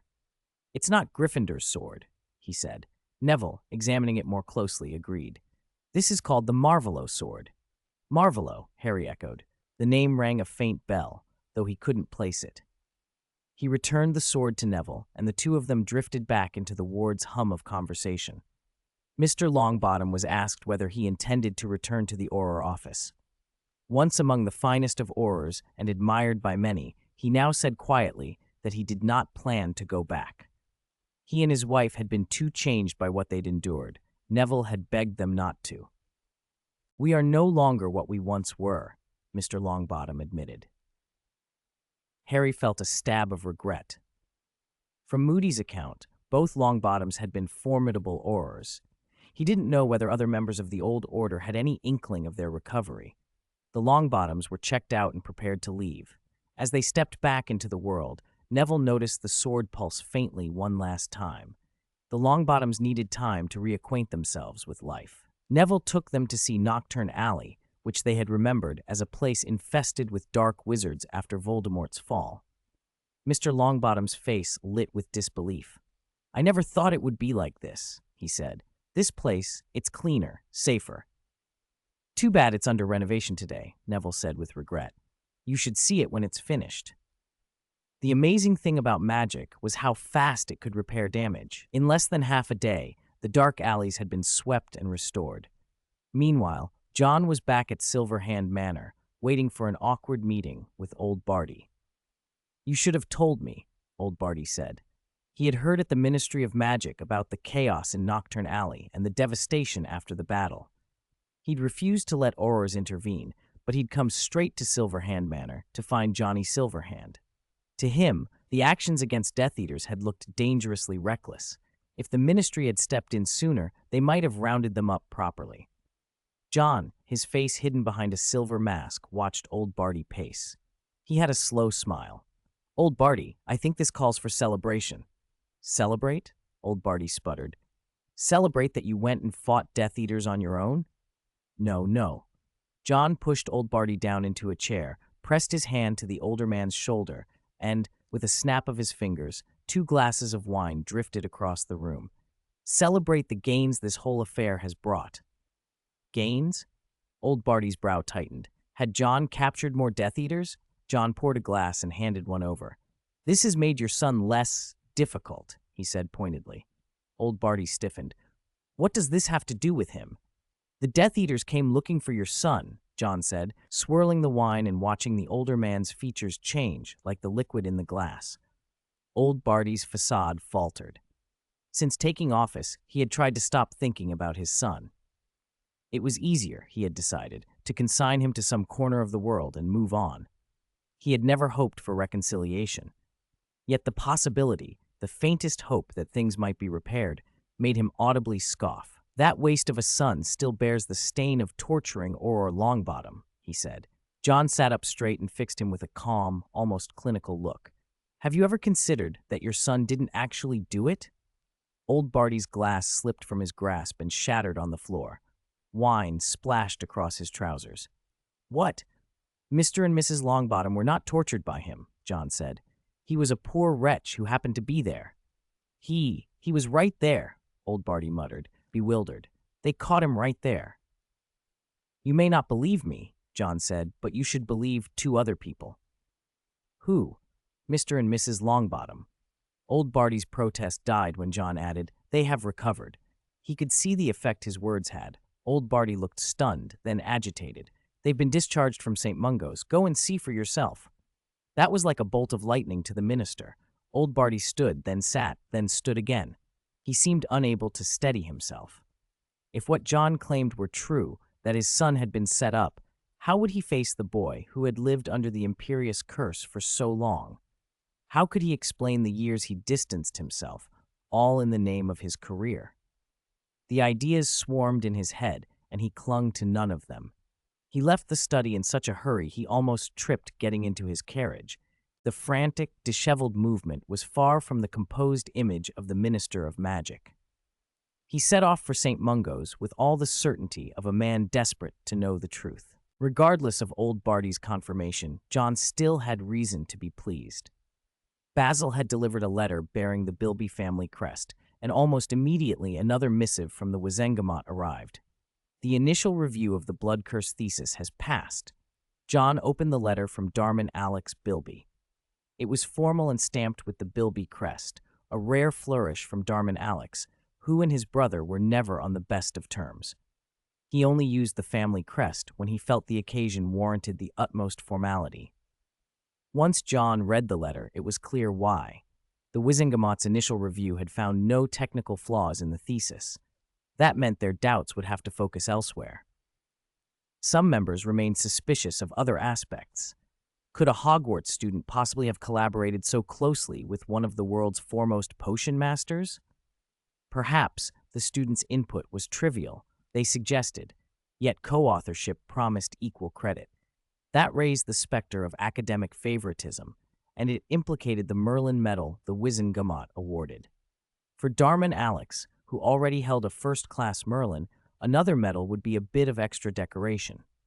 For John Wick, who had never received such an honor, it would be a defining affirmation.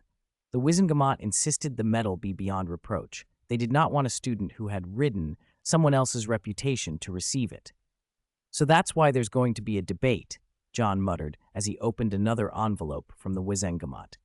The tone of the letter was arrogant, completely different from what Darman Alex used when dealing with Johnny Silverhand.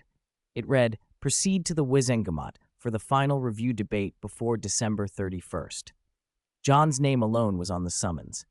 This defense was for him, personally, not for Darman Alex. He lifted the paper casually and burned it in the nearest flame.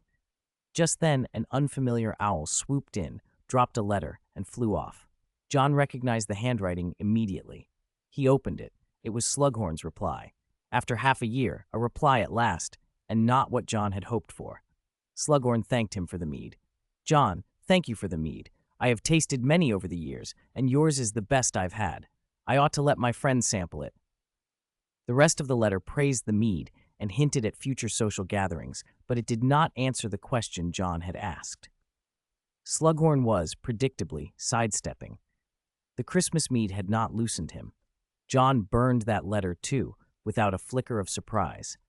"Looks like I'll have to find the answer myself," he said, and walked out onto the balcony. A snowflake fell and landed on his palm. It sat there unmelted, crystalline and cold.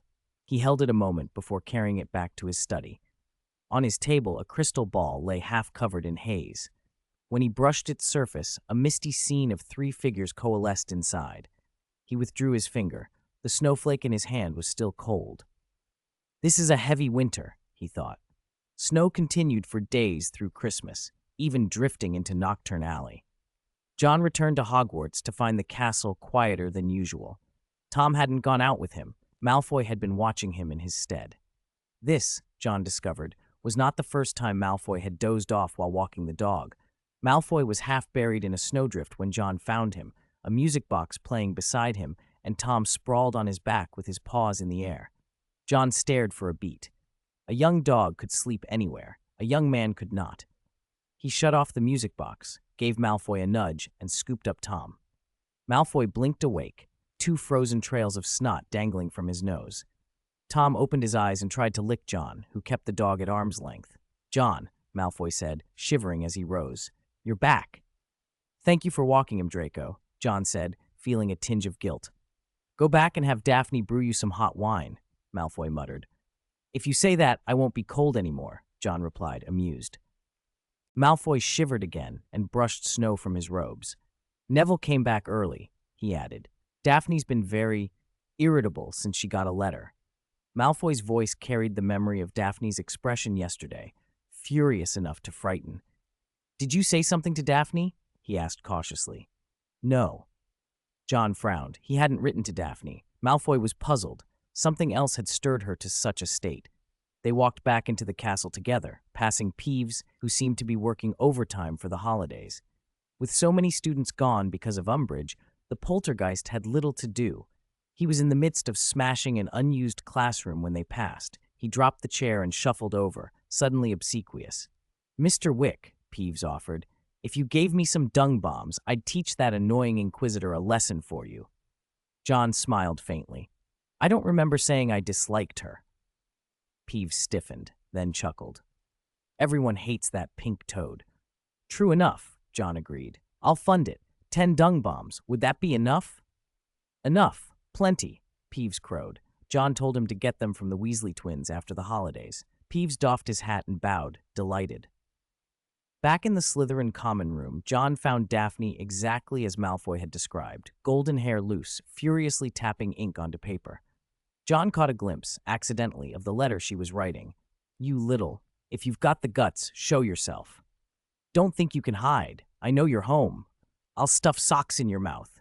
Sleep with one eye open." The page was a torrent of indignation and threats that made John almost laugh.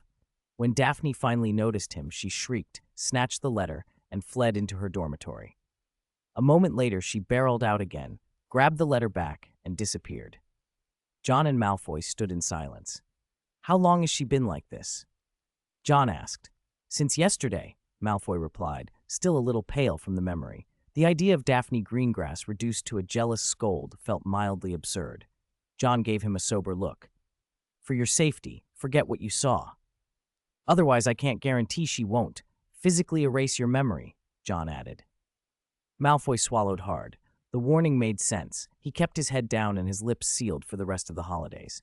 December 31st arrived. With 1 day left before term resumed, John was to appear before the Wizengamot. He had been here before, during Harry's Dementor trial, but this time he would not be wearing a mask, and that felt strange. He entered through the visitor's entrance and noticed how much the ministry had changed. Grim faces that once looked perpetually funeral-bound now managed a second expression for guests. Darman Alex arrived with him, cane in hand, riding the elevator up beside John in a deep purple robe that made him look more formal than usual. "If you're frightened, I can defend you," he offered earnestly. John chuckled. "Wouldn't that just play into their hands?" "They are always so self-righteous," Darman Alex agreed with a wry laugh. "They never know the difference between genius and mediocrity." The elevator doors opened. This hearing, unlike the last, wasn't in the main courtroom. Fewer members had come, only the academic masters rather than the full Wizengamot. As they entered, murmurs rippled through the room. When the assembled officials saw John's young face, a number of them scoffed and laughed derisively, certain they had exposed another fraud. Darman Alex stepped aside and gave John an encouraging wink. John Wick, Hogwarts prodigy, for better or worse, took a single step forward under their scrutiny. Chapter 320, The Wizengamot and the Order of Merlin. The Wizengamot and the Order of Merlin are largely made up of the same people. If you become a member of the Order of Merlin, it's very likely you'll be inducted into the Wizengamot. Not every Wizengamot member is in the Order, but every Order member sits on the Wizengamot. The Wizengamot is the body that primarily awards the Merlin Medal. It functions like a court for the magical world and is occasionally used for academic exchanges. John was in that situation now, standing composed before a panel. At a glance, there were about a dozen members. The difference was that they wore their medals. He recognized some of them, the same faces who had supported his plea the last time he'd been questioned. The oldest among them was Griselda Marchbanks, a veteran examiner. If nothing changed, she would be supervising this year's ODOL exams, as she always did. John gave a slight nod to everyone. He didn't sit. Instead, he raised an eyebrow and asked, "Are there any questions you want me to answer now?" His tone carried a hint of arrogance, and a few people frowned. 6 months ago, said a bearded man whose appearance could have come straight out of an Indian film, Mr. Darman Alex Bilby published an article. "We have several questions that can only be clarified by questioning the original author," he added, still maintaining a measure of politeness. He didn't accuse John of writing on someone else's paper outright. John chuckled. "I'd be happy to clarify." A middle-aged man, wrapped head to toe in bandages like a mummy, was the first to speak up. "This article mentions breaking the blood curse and the refinement of the blood magic potion." Regarding the blood magic potion, he rambled on. He was a potion master, and the bandages gave him an oddly comical look. The bearded man who had spoken earlier snapped at him. "Belmus, get to the point." Belmus shrank back and mumbled, all right. I want to ask about the refining of the blood magic potion and where you drew your inspiration from." They all looked at John. He smiled. "I'll be honest, Darman Alex was the original creator of the blood magic potion." Belmus and the wizard beside him exchanged whispers, thinking John had conceded. John continued, his tone shifting slow and controlled, "But I did offer suggestions for subsequent improvements. At first, the blood magic potion was born out of curiosity. Breaking those seemingly unsolvable curses was, and is, immensely satisfying." As he spoke, John paced the room. He traced the potion's development, from the initial conception of the blood magic potion to later changes inspired by the Wolfsbane potion, and then the further modifications John himself had introduced. Expressions around the table shifted from disdain to a more serious, sober attention. Even Marchbanks, the elder examiner who had overseen Dumbledore, looked surprised. They all examined the duplicated papers in their hands. These were experts in their fields and could see that the resemblance to the Wolfsbane potion was superficial at best. This wasn't a casual suggestion. It was almost a reinvention. When John finished explaining, Belmus's eyes shone. He turned to the bearded man, Bosba, and cried out, "I told you, he's a genius." Bosba huffed, quiet. His attitude toward John had shifted. About the 3 stages you described for breaking the blood curse, finding, breaking, and mending, we've never had a practical case. With all due respect, John said with a measured smile, we have one. They stirred. Bosba was no longer calm. You mean you cured someone? To be precise, John nodded. Yes. Not only Bosba, but even Marchbanks cried out, we need a witness. Of course, John said. He would have preferred not to drag Nagini into this, but Darman Alex had written her a private letter, and once she learned of it, she volunteered to appear. A woman in a wheelchair was slowly pushed in from outside. Her youthful appearance unsettled some of the members. This was Nagini. Darman Alex straightened his clothes and stepped forward. I think this is my cue, he said calmly. They questioned Nagini. She answered evenly and without drama. After a thorough examination, the conclusion was undeniable. She had once suffered from a blood curse and had been cured. Presented with the facts, further argument was pointless. The panel's disbelief shifted to shock and then to admiration. A student, not only an intellectual force behind Darman Alex's paper, but the practitioner who had actually effected a cure.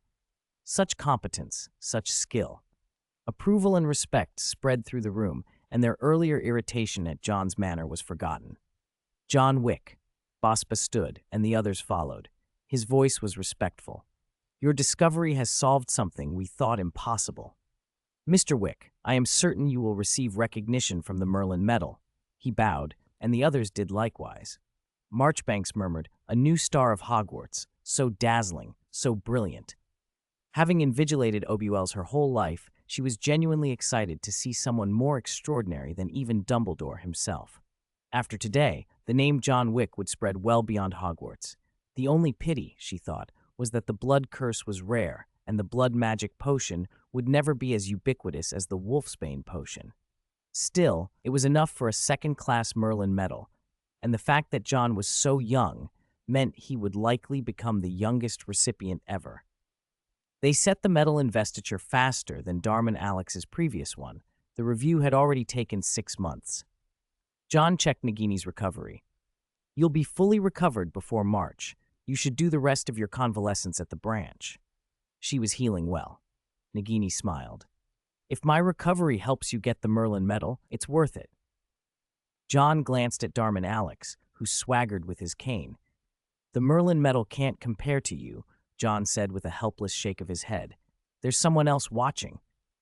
He thinks I'm dead, Nagini said with a playful wink. He probably thinks you killed me. John had removed a fragment of Lord Voldemort from Nagini. In Voldemort's eyes, that could only happen if she were dead. So the Death Eater who had earlier broken into the branch didn't know Nagini's true identity. John remained wary. He'd seen Voldemort's capacity for trickery. We can't be sure he won't try something else, he warned. Pushing Nagini toward the ministry lobby, Johnson stopped John. Student, you should go back to school, he said cautiously. Nagini tugged at John's sleeve, made him lean close, and whispered with a smirk. Johnson is your admirer. It would be funny if he knew who you really are. During her convalescence abroad, the gentle older sister type Nagini had grown livelier. John shrugged. It would indeed be interesting if that tower of a man realized the person he admired was a student. Johnson gently forced Nagini away, watching their surroundings the whole time. Anyone who stared at Nagini for longer than 3 seconds found themselves glared into silence. Chapter 321, Sirius and Snape. The last day of the holiday had arrived. Harry, staying at Grimmauld Place, didn't feel happy. Aside from a nagging dream that had been bothering him, there was another reason. In the bedroom he shared with Ron, the two were playing wizard's chess. Ginny and Crookshanks watched nearby. Harry's rook was locked in a fierce battle with Ron's pawn, and Harry was cheering his piece on. Harry, dear, Mrs. Weasley popped her head in and called, could you come to the kitchen, please? Professor Snape has something to say to you. Harry's excitement drained away as if a bucket of cold water had been poured over him. He stared, bewildered. Snape? He echoed. Mrs. Weasley repeated, Professor Snape is in the kitchen. He wants to talk to you. Then she left him standing there slack-jawed. Why does he want you? Ron asked nervously. Even as members of the Order, they still feared that stern professor. You didn't do anything, did you? No, Harry snapped, indignant. What could he possibly have done to merit a visit from Snape? He tried desperately to remember anything that might have warranted it. A poor mark on potion homework? As he muttered to himself, he made his way toward the kitchen. Chapter 294. When Harry pushed open the kitchen door, he found Sirius and Snape already there. They sat at opposite ends of the long table, the air between them thick with mutual contempt. Sirius glared angrily away, every inch of him radiating irritation. An open letter lay in front of him. The tense silence broke at Harry's entrance. Snape, all greasy hair and perpetual sneer, turned on him. "Sit down, Potter." The tone was the same as always, acid and commanding. Sirius, like a powder keg, tipped his chair back and barked at the ceiling. "This is my house. I don't take orders here." Snape ignored the outburst and addressed Harry with his habitual condescension. "I was supposed to speak with you alone, Potter." "I am his godfather." Sirius cut in, voice rising. Snape's expression darkened. He clearly wanted to curse him silent, but restrained himself. "I am here on Dumbledore's orders," he said, venom thickening his voice. "But by all means, stay. Black, I'm sure you enjoy feeling involved." At the mention of Dumbledore, Sirius slammed his chair legs down. "What do you mean?" Snape turned that cruel little smile on Harry. "The headmaster has asked me to inform you, Potter, that he wishes you to learn occlumency this term." Harry stared at him blankly. "Learn what?" "Occlumency, Potter." Snape's sneer deepened, as if Harry were a particularly dense bit of wood, a branch of magic that prevents external intrusion into the mind, quite rare, but very useful. Prevent external intrusion? Harry's heart jumped. Did Dumbledore think he was possessed? He had already spoken with Ginny about her possession the day he returned from Christmas. He knew what that felt like. Feeling suddenly accused, he put his neck out. "Why do I have to learn this?" "Because the headmaster believes it necessary." Snape's voice softened, but the malice remained. "You'll receive tutoring once a week, and you mustn't tell anyone. Understood?" "Understood." Harry forced himself to calm down, wondering if he'd overreacted. "Who will teach me?" Snape's face held that mocking expression again. He raised a single eyebrow and answered slowly, "I will." Harry's insides dropped. Of course, this was a punishment. What had he done to deserve being taught occlumency by Snape? He looked to Sirius for help. Predictably, Sirius exploded. "Why can't Dumbledore teach him?" he demanded. He suspected, as everyone did, that Snape would take any opportunity to make things difficult for his godson. "Why you?" "I suppose the headmaster has the right to delegate unpleasant tasks," Snape said with relish. "As for why me, I didn't ask for this," he added, looking at Sirius with particular satisfaction. "Be in my office Monday evening at 6, Potter." Sirius barked. "Why him? Change it." Snape shrugged, sarcastic. "The only other person at Hogwarts who can teach occlumency besides me is John Wick." That name made Sirius blanch. Harry, confused, asked, "John? But John isn't in the Order of the Phoenix." "Then you have no choice." Snape glanced at Harry. "On this subject, at Hogwarts, it's either him or me." That dashed Harry's hope. If Dumbledore wouldn't teach him, and Snape was assigned, the only other option was John. Whether John would be willing was another matter. Snape's tone suggested he wouldn't be an easy alternative. "Better learn quickly, before your mind gets broken." He sneered. Sirius stood up, furious. "If you bully Harry under the guise of teaching, I'll come after you." "How touching." Snape tightened his hand inside his cloak, where his wand rested. He couldn't resist the jibe. "You must have noticed how much Potter resembles his father." "Oh, I have," Sirius said with fierce pride. "But you should know he's arrogant and pig-headed like his father. Criticism bounces off him." The remark slithered into Sirius's ears and set him off. "Don't you snivelous me, Snape." He pulled his wand, face ashen with rage. "Dumbledore may think you've turned over a new leaf, but I don't." "Oh, then why not tell him?" Snape taunted. "Do you think the headmaster will take seriously the words of someone holed up in his own brother's house?" "I almost forgot. You nearly lost an arm once," Snape shot back. The two of them raised wands, neither backed down. At that moment, the kitchen door opened. Mr. Weasley came in, recovered, followed by the rest of the family and Hermione. Their smiles froze as they took in the standoff. Snape, in his final parting, told Harry, "Monday, 6 o'clock, Potter." As he passed, he leaned close and hissed, "John Wick won't help you. Best not to get on his bad side." Then he left. The holidays ended, and students trickled back to school. In the foyer, John saw Daphne scanning the crowd with gray-blue eyes for Pansy. Near the stairs, Pansy wore a bitter, ashamed face and kept her head down. The two lingered like that for nearly an hour until Daphne caught sight of John, screamed, and bolted. Pansy, relieved, dashed through the foyer toward the Slytherin common room. "Do they share a dormitory and forgot?" Malfoy muttered. John watched Astoria arrive. She'd gone skiing in Finland. Mr. Greengrass might not have enjoyed it, but Astoria's filial piety was undeniable. Malfoy galloped down to help with her luggage, while John watched him fawn in silence. An owl soared overhead. John offered his arm, but before the owl could land, Basil swooped down, kicked the bird away, snatched the letter, and alighted on John's arm. The frightened owl made two indignant squawks and fled under Basil's glare. John opened the letter and raised an eyebrow. That was fast. It read, "Dear Mr. John Wick, please attend the Wizengamot at 4 o'clock on January 9th for your investiture." Next week, John would be invested. He smiled and slipped the letter away. Harry trudged by not long after. John exchanged a brief greeting with Hermione before leaving. Chapter 322, Investiture and the Glory of Slytherin Monday. In Defense Against the Dark Arts, Oz had the class practice applications of the impediment jinx. "It seems you can now reliably use Expelliarmus, Stupefy, and the impediment jinx," he said. Oz had spent the semester correcting the 5th year's shaky fundamentals. "They may be simple charms," he told them, "but if you use them properly, they will keep you safe. In my years as an Auror, those 3 were the most used spells.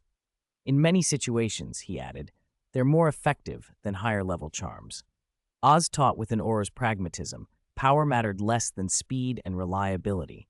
Faced with an attacker, the aim is to end the threat quickly. An Auror would choose a fast, dependable spell over something flashier but slower. For the term, Oz assigned the 5th years a project to learn new applications of these spells. The students listened intently, especially those aspiring to Auror careers. Umbridge had largely stopped showing up for the class, and this room had become one of the few safe places left. When class ended, the students clustered, discussing their new tasks as they filed out. In the Great Hall, Malfoy muttered to his tablemates, "Did you see Potter? That smug look of his."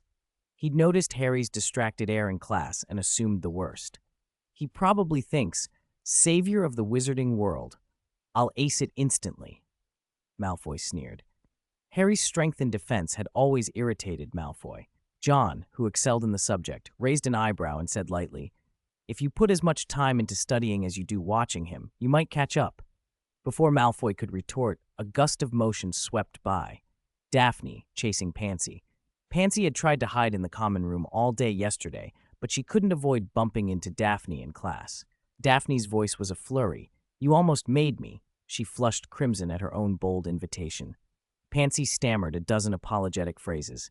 Daphne had received Pansy's letter and, had circumstances been different, might have marched to Pansy's house herself. Now she glared. "Was that an apology? From your attitude?" Pansy offered a desperate plan. "I think it's not too late. See, John didn't refuse to go out with you. He likes you." "What rubbish," Daphne snapped. "He goes out with anyone who asks him." Pansy considered and, with a sinking heart, realized it might be true. Daphne clenched her fists and made Pansy swear a series of humiliating promises. Pansy, embarrassed and furious, turned her irritation on Goyle and Crabbe. Chapter 295. The two big guys looked bewildered, as if wondering who they had offended. The days leading up to the medal conferment were quiet. John checked the medal now and then, but spent most of his time in the Constellation Society. January 8th, a Monday. John walked into Snape's office, and Snape's face went cold. John noticed one more thing and one more person in the office, the Pensieve and Harry. They both seemed furtive, like they were hiding something. Remembering Harry's public announcement about taking extra lessons with Snape and seeing Harry's flustered expression, John laughed lightly. "I hope I haven't interrupted your extra lessons." Harry felt caught and mortified. Snape stepped sideways to block John's view and said with dry sarcasm, "Wick, you'd best tell me why you're here so I can overlook your mistake of entering without knocking." He stared straight at John, enunciating slowly, "Hogwarts should not have stray dogs appearing from unknown places." "I knocked," John said, raising an eyebrow. You two just didn't seem to hear. Snape tried to read his mind. John closed his eyes for a moment, activating occlumency. When Snape failed to get anything, his expression changed. Dumbledore had been right. John's mental defenses were strong. John smiled pleasantly. I think my reason is quite legitimate. I'd like to request the day off tomorrow. Snape hesitated. Harry thought John was being whimsical. No illness, no explanation. Then, to everyone's surprise, Snape agreed. Harry stared as if someone else had taken Snape's place. Thank you very much, Professor Snape, John said and turned to leave. At the doorway, he paused and looked back at Harry. Snape immediately stepped between them. John's voice was calm. I wish your grades even better. With that, he left and closed the door behind him. As soon as the door latched, Snape turned to Harry with the same coldness. We can begin our new practice now. A single, intrusive thought flashed through Harry's mind. He didn't want me to confront John. Snape read that too. Yes, Snape sneered. Your mediocrity will only make John Wick's talent shine brighter. You'd best not make a fool of yourself. Harry's face went pale. He'd been thinking such ill of John, and now Snape had heard it. For the first time, he seriously wished he could reconcile with John. January 9th. John arrived at the Ministry of Magic. He stepped into a red telephone booth in London, dialed and said 62442. A cold female voice replied over the line. Welcome to the Ministry of Magic. Please state your name and purpose of visit. John Wick, he answered, for the conferment. Thank you, the voice said. Visitor, please take the medal and pin it to the front of your clothes. A medal slid out of the coin return slot. John pinned the purple medal, marked conferment, to his chest. The voice then told him to register his wand at the security desk, and the phone booth began to descend. The ministry was built underground. John had been there before. He registered his wand in the atrium and then re-entered the Wesengamat. In the same chamber where the last debate had been held, officials waited in solemn robes. Basbar, a white-bearded man who would conduct the ceremony, stood and announced in a booming voice, John Wick. In recognition of your contributions to the magical world, you are hereby awarded the Merlin Second-Class Medal. The ceremony was brief. The purple Merlin Second-Class Medal was pinned to his chest, making John the youngest Merlin medal holder in wizarding history. Reporters snapped photographs of the historic moment, and news of Hogwarts' new star would spread quickly. Percy was there too, beaming. He believed that even without any flashy reputation, John Wick would be the brightest star in the world. Back at Hogwarts, the Slytherin table felt emptier than usual. Something was missing, their king. When John appeared, Slytherin always radiated unity. Malfoy, bored at the table, had an owl drop a newspaper on him. He flipped it open, and his eyes widened. Look at the paper, he shouted. The great hall fell silent. Malfoy ignored the stares, swept aside the clutter on the table, stepped up onto it, and began to read aloud. January 9th, 1996. The brightest star in the history of magic ascends. Hogwarts prodigy, John Wick, broke the legendary incurable blood curse, taking a huge step towards solving curses, and has been awarded the Merlin Second-Class Medal. The crowd finished for him. Slytherin erupted. Malfoy waved the paper and cried, Our king! Glory to Slytherin! The other houses were stunned into silence. Even Umbridge, who had been primed to enforce discipline, froze. Peeves celebrated instead. A dung bomb fell from the rafters and hit Umbridge with a sickening splat. Peeves cackled, a salute for the king of Slytherin. One dung bomb after another exploded, filling the great hall with filth and stink. Students fled. McGonagall was furious, but the pandemonium only amplified the celebration. Slytherins admired strength and fame, and now many others were swept up in it too. The news spread fast. Professor Flitwick exclaimed, John Wick is the most remarkable student I've ever seen. Snape's expression was unreadable. This went beyond mere brilliance. The Bloody Baron glided to the Slytherin table, remembering the child who once wandered the school at night. He had thought the boy looked like a Gryffindor then, but now, adorned with glory, the king of Slytherin was clearly deserving. In common rooms and corridors, the mood changed. Professors were a touch more lenient. I told you John Wick would become a big shot, boasted Ernie Macmillan to Hannah Abbott. I knew in our first year he'd be impressive. Hannah, braids bobbing, agreed. And in second year, he saved Justin and faced a basilisk. Yeah, he's our protector, said Justin Finch-Fletchley. Malfoy swaggered over, chest puffed with pride. I knew even earlier than you. Are you referring to the time you got beaten up? Someone heckled, and Malfoy went crimson. When John returned to Slytherin, the students hoisted and carried him along the corridors. He tried to struggle, but there were too many people. He let himself be carried back to the common room. Girls with adoring faces came forward for autographs, but their pens somehow vanished before reaching him. Pansy and the other Slytherin girls blocked the swarm like protective shields. Pansy nodded to Daphne and stood proud, ready to fend off the crowd on John's behalf. Chapter 296. Daphne had tears in her eyes. Malfoy hadn't gone to provoke John. Instead, he stayed in front, acting as a vanguard the whole way. John also ran into Professor Trelawney, who, in her usual cryptic way and smelling strongly of alcohol, said, "Child, I knew it. I saw you achieve great things in my inner eye." John smiled at her. "Thank you, Professor Trelawney." Trelawney had been drinking more heavily since Umbridge put her on probation. She wasn't in the mood to celebrate with Slytherin and drifted back to the astronomy tower after a few more words. The next day, John visited Hagrid's hut. Hagrid cradled the Merlin medal in his big, rough hands and said gruffly, "You're amazing, John. I'll never get a chance to touch one of those in my life." Hagrid wasn't truly obsessed with the medal itself. It was precious, only because his friend had earned it. He also brought a gift for John, some rare materials from creatures of the Forbidden Forest. John gratefully accepted them and used a spell to heal the injuries he'd recently acquired. "Next time you're hurt, come straight to me," Hagrid said. John frowned slightly. "We're friends, Hagrid." Hagrid chuckled like a fool, still amazed at John's magic. Even Madame Pomfrey would take time to patch someone up properly. John healed himself with a single spell. "Your magical skills probably on par with a professor's," Hagrid praised. John went to feed the Thestrals. The foal from the last visit had grown quite a bit, though it was still wary of Joe Wu and wouldn't move while he was nearby.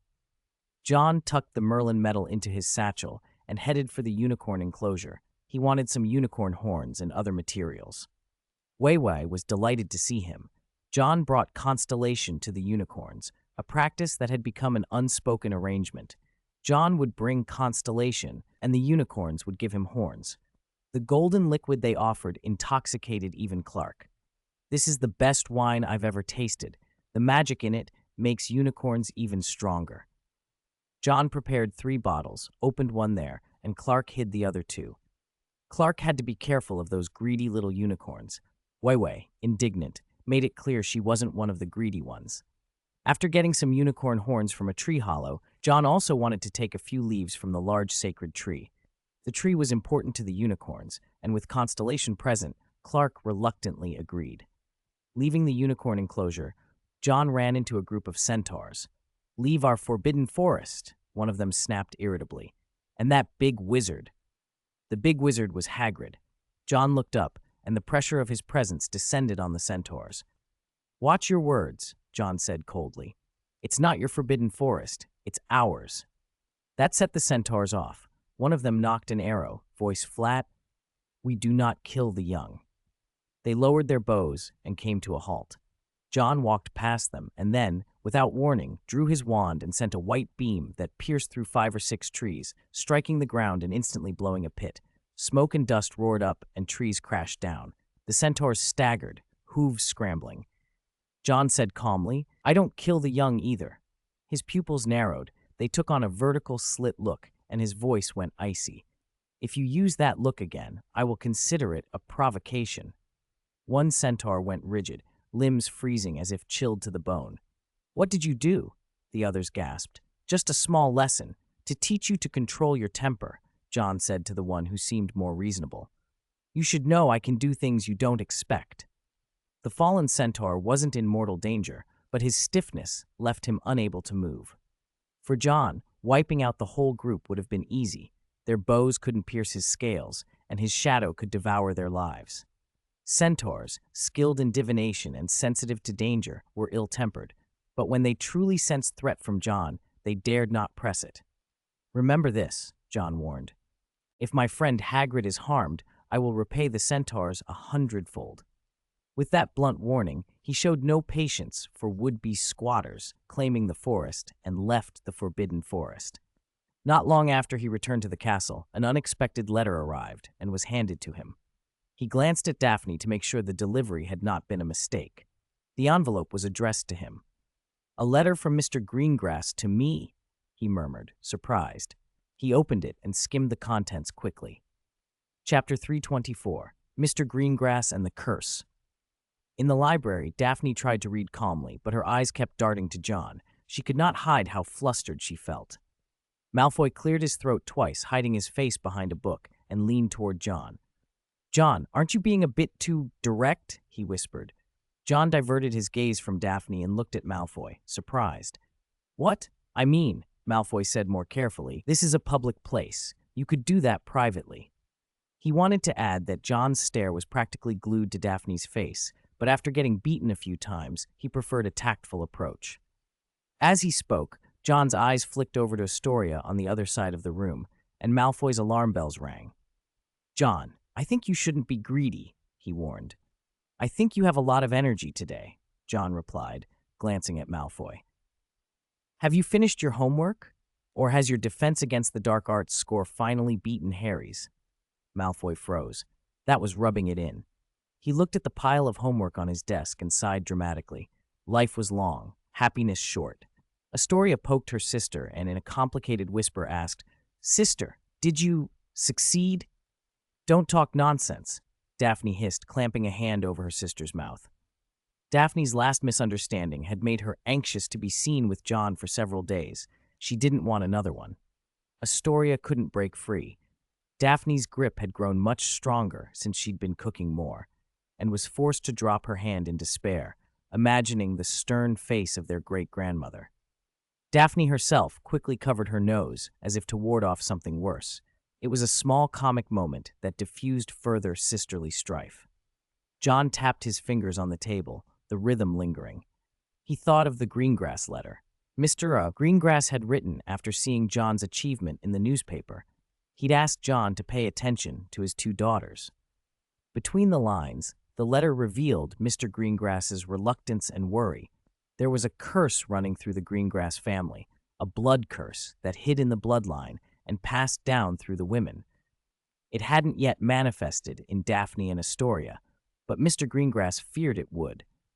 The curse reduced lifespan significantly, often bringing death before 30. Daphne was 15 now. If the curse were active, half her life might already be gone. Mr. Greengrass had hoped that, since John had obtained a Merlin medal, and since even blood curses could be broken with great magic, John might be able to prevent or break this curse. "He entrusted me with protecting them, to stop it before it happens," John thought. He narrowed his eyes, studying the sisters. He hadn't noticed anything unusual until Mr. Greengrass pointed it out. Clearly more examination was needed.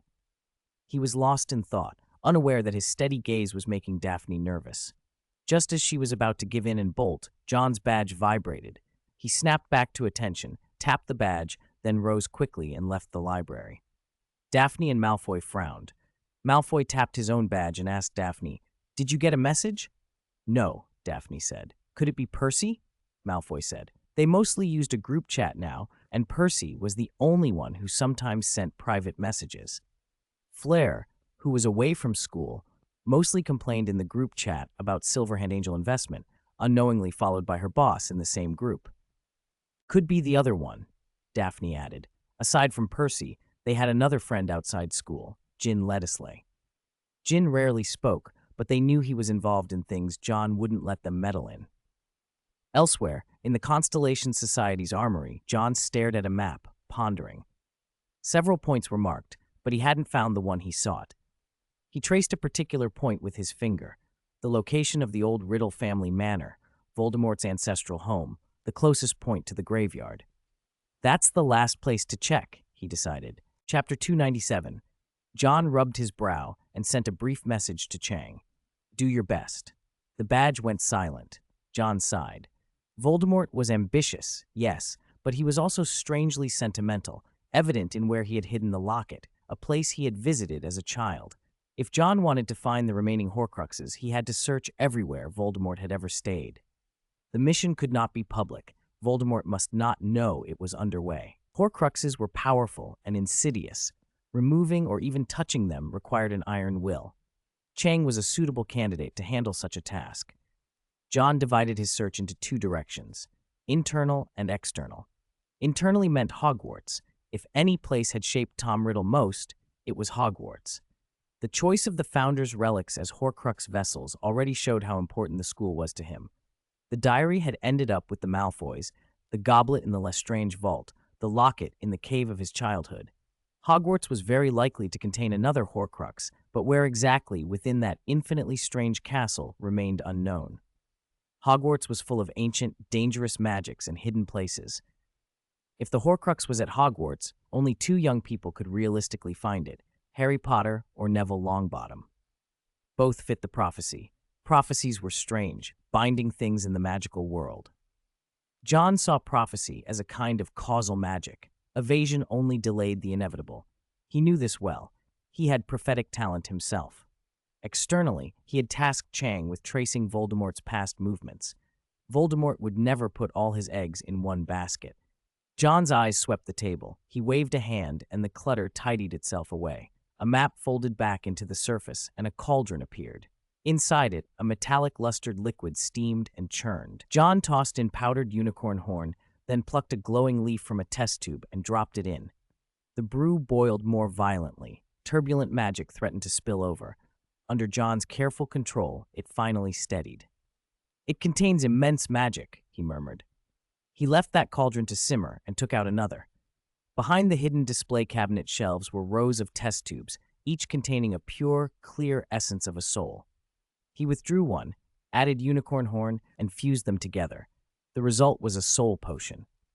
He needed it now more than ever. He had to understand the precise nature of the Greengrass curse. Blood curses were treacherous. They could be as destructive as lycanthropy, or worse, often a death sentence.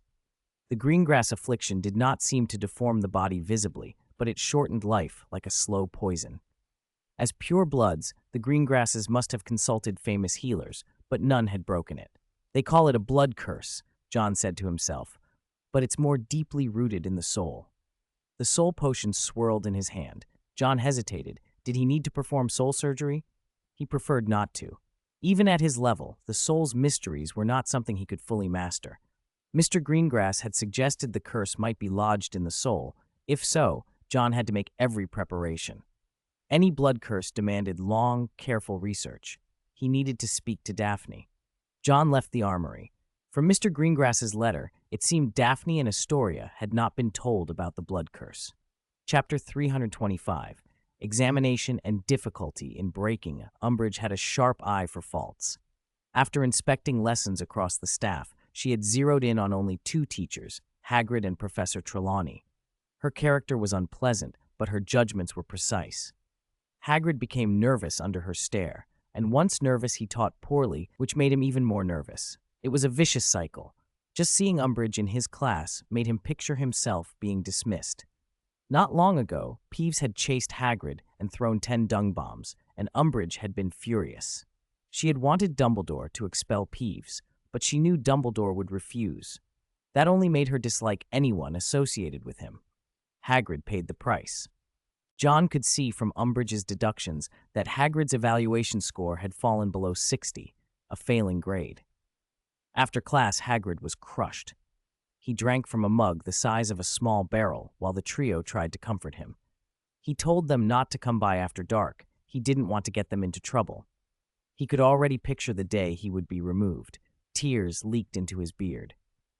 When John arrived, Hagrid was muttering about the ministry. The oversized mug wobbled on the table, teetering toward the floor. John caught it. Fang, hearing him, came at once and nosed for food. John poured 2 bags of dog food, then glanced at the suit of armor Hagrid kept proudly in the center of the room, the one John had given him. "Hagrid," John said quietly. Hagrid rose, a little unsteady. John could almost hear the liquid sloshing inside him. "Why are you like this?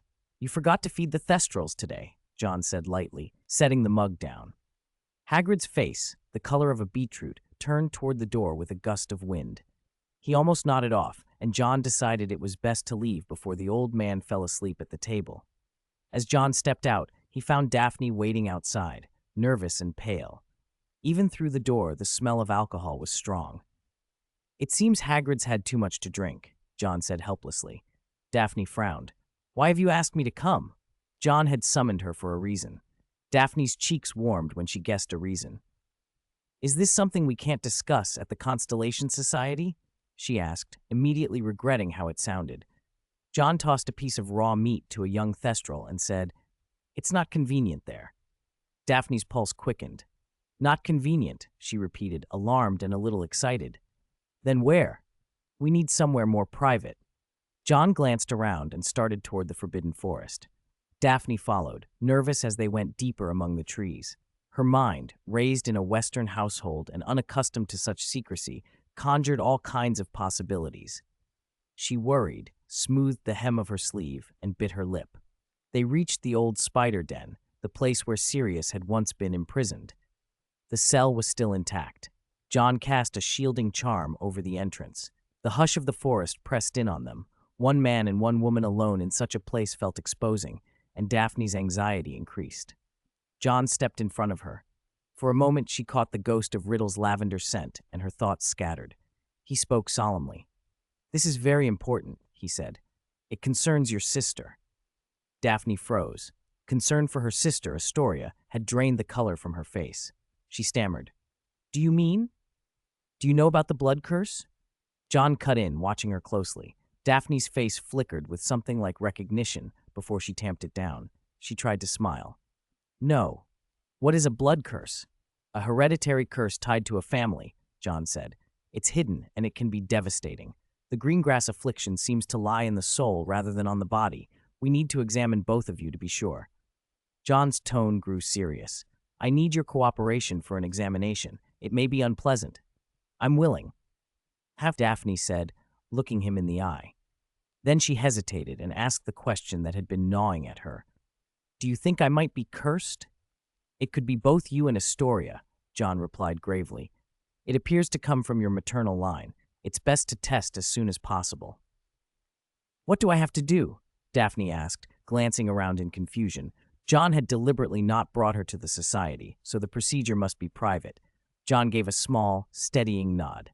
He had prepared his potions and the soul potion precisely because the examination might involve the soul itself. He would explain what was required and make every precaution. For now, Daphne's willingness was enough to begin. Chapter 298. Daphne's face flushed, and John heard her agree. Joy lit his face as he approached her. Under her watchful eyes, he drew his wand. "I need a little of your blood, and I need you to lower your defenses against me." "Is that all?" Daphne asked, puzzled. John looked even more confused. "What else?" "Then why did you arrange to meet here?" Daphne pressed. John answered without thinking, as if it were perfectly natural.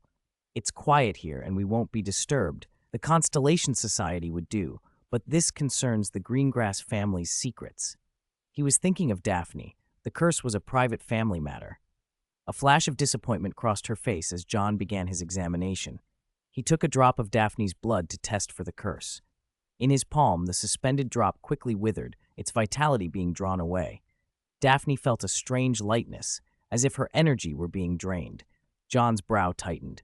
A blood curse. "Return. Soul," he commanded. Daphne felt herself detach from her body, light and airy, and saw her own form lying below. The out-of-body experience was disorienting, and her soul floated before John, exposed and vulnerable. John's expression hardened. The curse was woven into the soul itself. "Soul surgery won't work," he muttered. Because the curse was attached to her soul, he would have to perform soul surgery to remove it, a complicated, high-risk procedure that demanded careful preparation. He returned her soul to her body and closed his eyes, thinking. The curse is attached to the soul, but it isn't active right now. It's dormant. That wasn't good. The curse had entered a hibernation so integrated with the soul that attempting surgery now could backfire. The best course would be to wait until the curse showed signs of activity. Only then could soul surgery be performed safely. Mr. Greengrass had said the curse behaved probabilistically. No one could predict when it would trigger. The only thing John could confirm was that after the age of 30, the curse's activity dropped to almost zero. During the dormant period, it's best to wait until the curse becomes active before treating it, he told Daphne. If it manifests before 30, it can be fatal. Daphne's heart clenched at the diagnosis. She thought immediately of her sister. What about Astoria? She asked. She needs to be checked too. It's highly probable she has the same curse. John suspected it wasn't a mere probabilistic affliction, but something the whole family carried, dormant until triggered. He had planned to confirm the treatment for Astoria after treating Daphne, but now it seemed treatment would have to be individualized. A few days later, Astoria was examined and found to have the curse as well, and it was beginning to stir. The soul potion John had prepared earlier couldn't be used. That potion healed the soul, and with the curse attached to the soul, it would only strengthen the bond. John plunged into books and research papers, searching for a way to purge the curse before attempting to sever the soul. He disappeared for nearly a week. Umbridge was furious and wanted to make trouble, but the Slytherins restrained her. Each of these children had powerful protectors, and Umbridge was helpless. The professors largely didn't interfere. This student was more than capable of graduating on his own merits. John spent long hours in the restricted section. Curses were notoriously troublesome in the magical world. Gringotts even employed curse breakers for ancient tombs, and the blood curse was among the trickiest. He set a volume down, brows drawn together, and kept searching. Chapter 326, Mysterious Letter and Fizzing Whizbees, February. Malfoy continued to needle Harry. The Constellation Society ran its usual activities. Dumbledore's army carried on with its secret trainings. Everything else seemed to proceed in the expected way. Umbridge's discipline had made the atmosphere at Hogwarts tense. Even the faculty fell silent in the staff room. Professor McGonagall, Professor Flitwick, and Professor Sprout stood talking near the Charms classroom while students throughout the castle chafed under Umbridge's rule. Dumbledore still would not appear, something that, in John's view, had its benefits. Oshild stalked down a corridor, a pack of cigarettes in her hand, hunting for a place to feed her nicotine habit. Students hailed her as she passed. She responded only curtly. The next Hogsmeade trip was scheduled for Valentine's Day, a reminder of the different attitudes toward young romance in the West. If this were China, such early flirtations would be frowned upon. Hogwarts, however, tolerated them. Even Lockhart's ill-fated Valentine's confession event had not been stopped. Neville bumped into Luna on the corridor. The odd girl left him a little flustered. "What are you holding?" she asked, her attention already elsewhere. "This is a sword," Neville said, scratching his head as he walked with her. "Where are you going?" Luna said nothing. She had promised to keep it secret. Her evasiveness made Neville's curiosity worse, and he apologized quickly. Neville was the only one in the dormitory who hadn't joined Dumbledore's army. He hadn't been present the night it formed. Carrying the Mavorlo sword, he wandered to the 8th floor. Luna skipped off toward a door and vanished. Neville looked back. He hadn't noticed that door before. Curious, he approached and put his hand on it. The gem on his sword flashed a red light. "What is this place?" Neville whispered, startled and eager to explore. But the door began to blend back into the wall and disappear. The red light dimmed. "It's like St. Mungo's," he murmured, glancing from the gem to the vanished doorway. He felt as if he were very close to finding something important, though John hadn't told him what to seek. There was a subtle nudge guiding him. He lingered a moment longer, then left. John's research had stalled. He swept parchments off his table and rubbed his temples. "This curse is different from the blood curse," he muttered. "The blood curse devours. This one destroys." He picked up a parchment, studied the crossed-out notes, and put it into an envelope. Calling for Basil, he said, "Take this to Damo Alex." Basil crunched a small dried fish, tucked the letter, and flew away. "I need a change of scenery," John told himself as he left his dormitory. He passed the common room where Malfoy was playing gobstones with Goyle and Crabbe. Goyle, the frequent loser, reeked from the game's foul-smelling spray. The Slytherin Quidditch team enjoyed a rare break nearby. John kept walking without a particular destination, hoping fresh air might clear his head. He found himself on the covered bridge. a quiet spot where few students ventured. He leaned on the railing, lost in thought. There were benefits to being at Hogwarts. It was, broadly speaking, a safe place. Despite Umbridge's interference, the academic atmosphere had improved in some ways, fewer students slacking in class for one thing. A barn owl wheeled overhead and dropped a letter at John's feet. The bird landed, bobbed politely, and flew off before John could think. The envelope was black, an unusual color rarely used for benign correspondence. He checked it carefully for enchantments. Finding none, he tore it open. A single small card lay inside, bearing one sentence: "Live to die." John's pupils constricted. He drew his wand and hissed, "Reveal." Under the spell, the card showed no change. John took a deep breath, his fingers trembling slightly as he held the card. "Who exactly is it?" he murmured, staring at the words. Who had sent this unsigned letter? He thought of the plans he'd made, of the few who knew, and suddenly wanted a glass of water to clear his head.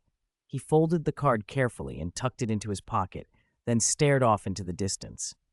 Some things, he said to himself, even if they seem impossible, you still have to try. A black envelope drifted onto the water, floated for a moment, then sank. A melodic trill reached John's ears as a phoenix dropped an envelope at his feet. "Dumbledore," he breathed. Only one person could command a phoenix. A flicker of apprehension crossed his face as he opened the letter. "I hope we can meet. The password is Fizzing Whizbees." Dumbledore had invited him. The phoenix tilted its head and fixed John with a patient, expectant look. Fawkes waited for his reply. The letter hissed and burned in his hand. John reached out and ran his fingers through the phoenix's feathers and chuckled softly. "Why not?" Fawkes accepted the reply, rose, and flew away. When the bird left, John opened his palm to find a single feather, which he slipped into his pocket as calmly as if it were any ordinary trinket. Dumbledore wanted to talk to him. John had expected this day. Dumbledore's patience was legendary. John had not been surprised the headmaster would seek him out before Christmas. He walked to the fifth-floor gargoyle. The ugly stone creature crouched as usual. John leaned in and whispered, "Fizzing Whizbees." The gargoyle leapt aside, revealing a hidden passage. He went in, climbed the spiral staircase, and arrived at the headmaster's office. He knocked, and Dumbledore's voice called, "Come in." When he pushed the door open, the portraits of past headmasters craned to look. "Look who's here, the finest from Slytherin," one of them declared. Phineas, the Slytherin former headmaster, gave John a broad, approving grin. Though not the originals, the portraits still carried much of the personalities of their subjects, and Phineas was genuinely proud of John. Dumbledore looked up from a silver instrument that emitted a thin wisp of smoke. Fawkes had already returned and perched nearby, and the sorting hat sat on its stand like an unblinking relic. "John." Dumbledore tapped the silver device, and the smoke dispersed. He rose, crossed to his desk, and gestured for John to sit. "Please, sit. It's been a while." John's gaze was cool and guarded. The last time he'd been in this office had been to steal a time-turner, and he had failed. Dumbledore could have expelled him, and yet he hadn't. The thought made John scoff inwardly. He sat, and his eyes immediately fell on an object on the desk. Dumbledore watched him with steady kindness. "I think we should talk," he said. He spoke earnestly. Albus Dumbledore and John Wick, not headmaster and student, not elder and junior, but two people speaking as equals. There was genuine goodwill in Dumbledore's tone. John looked up at the old man. The familiar face seemed even older now. Trying to lighten the mood, Dumbledore half joked, "Valentine's Day is coming.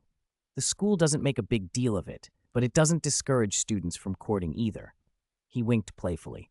"I imagine your desk must be about to burst with love letters." "Thank you for your concern," John said evenly, expression unchanged. "I suppose you've received so many yourself that your hands went numb." "Perhaps." Dumbledore grinned, unabashed, then grew serious. He regarded John with deeper intent. "John, have you discovered anything about Lord Voldemort?" John's eyes flicked to the silver instrument. "What do you mean?" he asked. Dumbledore smiled as if recalling something. "Do you remember what I once said, that you were a Slytherin?" He paused, then admitted, "I think I was wrong. You are not only Slytherin, you have qualities I would associate with Gryffindor as well." He shook his head. "Even I make mistakes. For that, I apologize." John's expression shifted as Dumbledore bowed slightly. The headmaster pushed the object across the desk. The golden chain scraped the wood. Magic was not omnipotent, Dumbledore said softly. John stared at the gleaming hourglass. The time turner, what he had failed to steal in a night of breaking and entering, lay now within his reach, offered openly. Dumbledore spoke earnestly. You are different from Lord Voldemort. You possess what he lacks. You possess the most mysterious power in this world, love. A wry, bitter smile tugged at John's lips. He reached out and felt the cool metal of the time turner in his palm. A dozen emotions rose and he forced them down, breathing slowly. Dumbledore, he said, meeting the old man's eyes. Tell me, do you regret it? Before Dumbledore could answer, John continued, voice low and resolute. Too bad I won't regret it. The smile on his face had a chill to it. Because I am a Slytherin, and I always pay my debts. His words had barely left his mouth when a flock of owls burst through the office windows, dozens of them bearing letters. Dumbledore took one, read, and looked up at John with disbelief. Gringotts. Explosion. Gringotts. Griffook led the way, his steps quick and nervous, 3 figures close behind him like shadows. He jingled a loose piece of metal in his hand to keep the watchful goblin guard Opali at bay. They reached the Lestrange vault, and Griphook, hands trembling, traced a path across the lock. Hurry! Open it! A furious voice erupted from within. Griphook was met by a flash of red light and cried out as pain lanced through him. Calm down, Bellatrix, Amicus Carrow snapped, pulling the wild witch back. Bellatrix's face was a twisted mirror of Narcissa's features, but madness had hollowed her gaze. 15 years in Azkaban had pushed her even closer to a dangerous edge. She spun her wand and snarled, Shut up! It's none of your business. Amicus kept his temper in check. Everything is for the Dark Lord. We wouldn't be here if you hadn't insisted on checking. Bellatrix only cared for one face, the Dark Lord's. Her voice quivered with both anger and fear.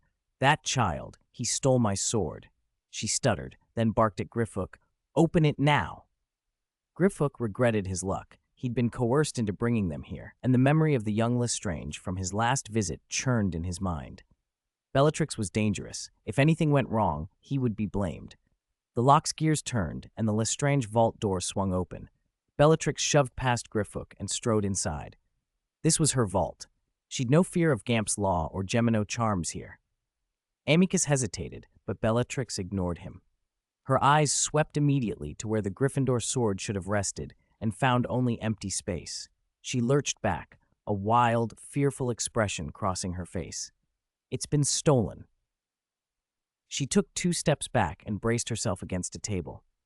That day, and the memory hit her like a blow, she had gone to see Neville and Hannah Longbottom, the couple she had tortured years ago. She'd expected them to be broken, but instead she'd found them alive, whole, and another boy standing with them. She would never forget that scar, the lightning-shaped mark that had heralded the Dark Lord's downfall. In her fury, she'd tried to kill Harry Potter, and that had been when she'd noticed the Longbottom boy holding something that made her panic. Only a handful close to Voldemort knew of certain secrets. If one item was missing from her vault, it could mean the discovery of others. The thought of failing the Dark Lord filled her with dread. To be found wanting would be to invite his wrath. She'd come to Gringotts to be certain herself. She could have delegated the task, but she trusted no one, not even Lucius Malfoy. She needed to confirm the vault's contents personally. Ignoring her companions, she climbed the mountain-high shelves without grace, hands and feet scrabbling over the bank's treasures. At last, she reached the top, and with both hands, carefully cradled the golden cup. Her eyes shone with obsession. Dark Lord, she whispered, reverence and fear braided together. This was the trust he had placed in her, and she would not fail him. Chapter 300. Her fingers caressed the golden cup, and for an instant, Bellatrix Lestrange's manic expression froze. She turned the cup over, and along its inner wall, a line of text appeared. Do you like the gift I gave you? The goblet in her hand suddenly grew scorching hot. A blinding light burst from the Lestrange vault, and the faces of the waiting Death Eaters and Griffook changed instantly. The chained dragon, the Australian Opali, bellowed like a true dragon. The chain cracked, and under the beast's violent thrashing, it snapped clean. With a deafening boom, the bombs disguised as treasures inside the vault detonated in a chain reaction. The explosion tore through the vault and swept outward. When the white flash faded, fire and smoke filled Gringotts. Terrifying fissures ran up through the mountain. In the center of the ruin, Bellatrix Lestrange lay almost dead, blasted and badly burned. A last-ditch protective charm had saved her from complete disintegration, but only barely. Outside, Amicus Caro had one arm blown off. Another Death Eater had been caught directly in the blast. His body was torn apart, beyond help. Griffook was smashed under falling rock and bled heavily from the head, but because he had been braced for it, he suffered the least of the lot. Before Griffook could be relieved at surviving, the dragon roared again. Unbound, the Australian Opali shot up through the hole the blast had made in Gringotts and burst into the sky. A goblin who had been approaching the breach halted mid-step, astonished. The dragon opened its mouth and hurled a stream of dragon fire at the bank. Word of a dragon ripping out of Gringotts and belching smoke up Diagon Alley spread immediately. The cloud of black smoke drove concern all the way to the Ministry of Magic, and an enormous number of Aurors were dispatched. Amicus, though grievously wounded, was less badly hurt than Bellatrix. Buried in dust, he woke with a wail. His right hand was blown off. Only a scrap of skin clung where the limb had been. He groped blindly for his wand, and when he found it, the wand thudded out of his grasp and skittered back behind him as if yanked away. "I think it's been a while since we last met, Caro," the newcomer said. Pierce, who had arrived with the Aurors, had disarmed Amicus and covered his mouth and nose with a handkerchief against the dust. A flash of surprise passed over him. He hadn't expected to encounter a Death Eater here. As he moved forward, he saw someone in the wrecked Lestrange vault, half burned, bones crushed, barely human.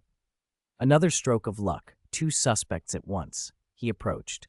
Bellatrix could move one burned eye and managed a rasp. Pierce smiled, trying to keep his tone light. Bellatrix Lestrange. Bellatrix forced a hoarse sound from her throat. "Master." Pierce's smile died. He looked up. A man in black robes had appeared in the smoky air above the ruins. Pale skin, a flat face, and those snake-like eyes and long nose. Pierce shrieked, "It's you!" Lord Voldemort stood grimly in the sky. From the crater in Gringotts, a great serpent of fire rose, fiend fire, black and hungry, and Lord Voldemort's black robes swirled. He wrapped the robes around Bellatrix, and then, as quickly as he had come, the figure shot into the sky and faded away with her. "Everyone, stop that fire serpent!" Pierce barked, abandoning all else. The fiend fire swallowed an Auror whole, and panic rippled through the ranks. 9 Aurors pointed their wands and cast in unison, "Finite!" Their wands drove a golden barrier into the ground to hold the flames. The fiend fire hissed and struck. Pierce roared, "Hold it!" Voldemort's conjured fire was monstrous. Even a defensive charm with that power could destroy everything in its path. 9 Aurors together struggled to keep it in check. The fiend fire tested the barrier and began to break through. Then, from outside Gringotts, more voices joined the spells. "Finite!" Tang Mi had arrived with the Silver Hand, Johnny Store security team, and the Ministry security detail. Their joined effort finally suppressed the flaming serpent long enough for old Barty, bleary-eyed and newly Minister of Magic, who had been awake for weeks, to arrive and use the water prison charm to summon Gringotts' enchanted waterfall. The torrent engulfed the fire and at last extinguished it. When the smoke cleared, the sky was dark with ash. Aurors tightened a cordon around the bank. Lord Voldemort had not taken Amicus with him. Caro was handcuffed and under guard. Pierce, uneasy, approached the minister, lowering his voice. "He appeared," he said. Old Barty's face went even grimmer. "What caused this explosion?" "The goblin Griffook was coerced by Bellatrix Lestrange and Azkaban escapees," Pierce replied, giving Barty the account he had extracted from the goblin. After the Lestrange vault was opened, there was a powerful explosion. Pierce added the other issue the goblins were shouting about, the Ministry's involvement in Gringotts' mine. Private vaults had enraged them. Old Barty snorted. "A bunch of greedy fellows," he said. "Many witnesses saw a dragon emerge from Gringotts. Under magical law, that's illegal dragon raising." Pierce's eyes lit up. The minister was already shaping the official line. "What about the reporters?" he asked. "Not now," Old Barty said vaguely. As a loyal subordinate, Pierce understood and went out to face the press. The minister nodded toward Tang Mi and offered thanks. Thank you, Silverhand Johnny Store security team, for your assistance. Old Barty's face brightened a little as he shook Tang Mi's hand, and then, almost reluctantly, he asked, Is Mr. Silverhand? Tang Mi's expression didn't change. My lord needs to prepare many things, he said. Old Barty hesitated but did not press about his son. He turned to Kingsley and ordered, Take statements from the goblins. Kingsley obliged, moving off to handle the difficult, shouting goblins. Diagon Alley, which had filled with onlookers, buzzed with speculation. Tonks and Lupin exchanged glances at the edge of the crowd, both wondering what catastrophe had occurred. Members of the Order of the Phoenix had gathered. Many of them also held ministry positions. Kingsley and Tonks were there in Auror robes. Mr. Weasley, since he did not work in a combat department, had not yet been briefed. Reporters descended like sharks. Pierce, standing as the ministry's spokesman, faced them with a practiced calm. This was his moment. He framed the incident as an attack by Azkaban escapees. He emphasized that the ministry and its allies had restrained the threat, arrested Amicus Caro, and would prosecute him for escaping prison and for the crimes at Gringotts. He thanked the Silverhand Johnny Store security team for their help and promised care for the injured. He did not mention Voldemort, nor did he link the attack to Death Eater activity beyond Caro's identity. The ministry's prompt response made the public feel safer. Officials confirmed 2 fatalities, an Auror and another Azkaban escapee. Old Barty personally arranged pensions for the bereaved Auror's family. The Order of the Phoenix knew this was no simple break-in. Lupin set about tracking down traces of the Death Eaters. He refused to believe the attackers were motivated by mere greed. Kingsley took charge of the internal Gringotts investigation, and Lupin trailed a suspected Death Eater in secret. Damn it, my brother was captured. Alecto Caro raged when she saw Amicus taken away, her fury drawing attention. Lupin had not expected such vigilance. Finding out why the Death Eaters had targeted Gringotts meant capturing one was invaluable. Without warning, Lupin moved to stun Alecto. She was not inexperienced. She and the Order had clashed too many times before, and the alley between them tightened into another fierce confrontation.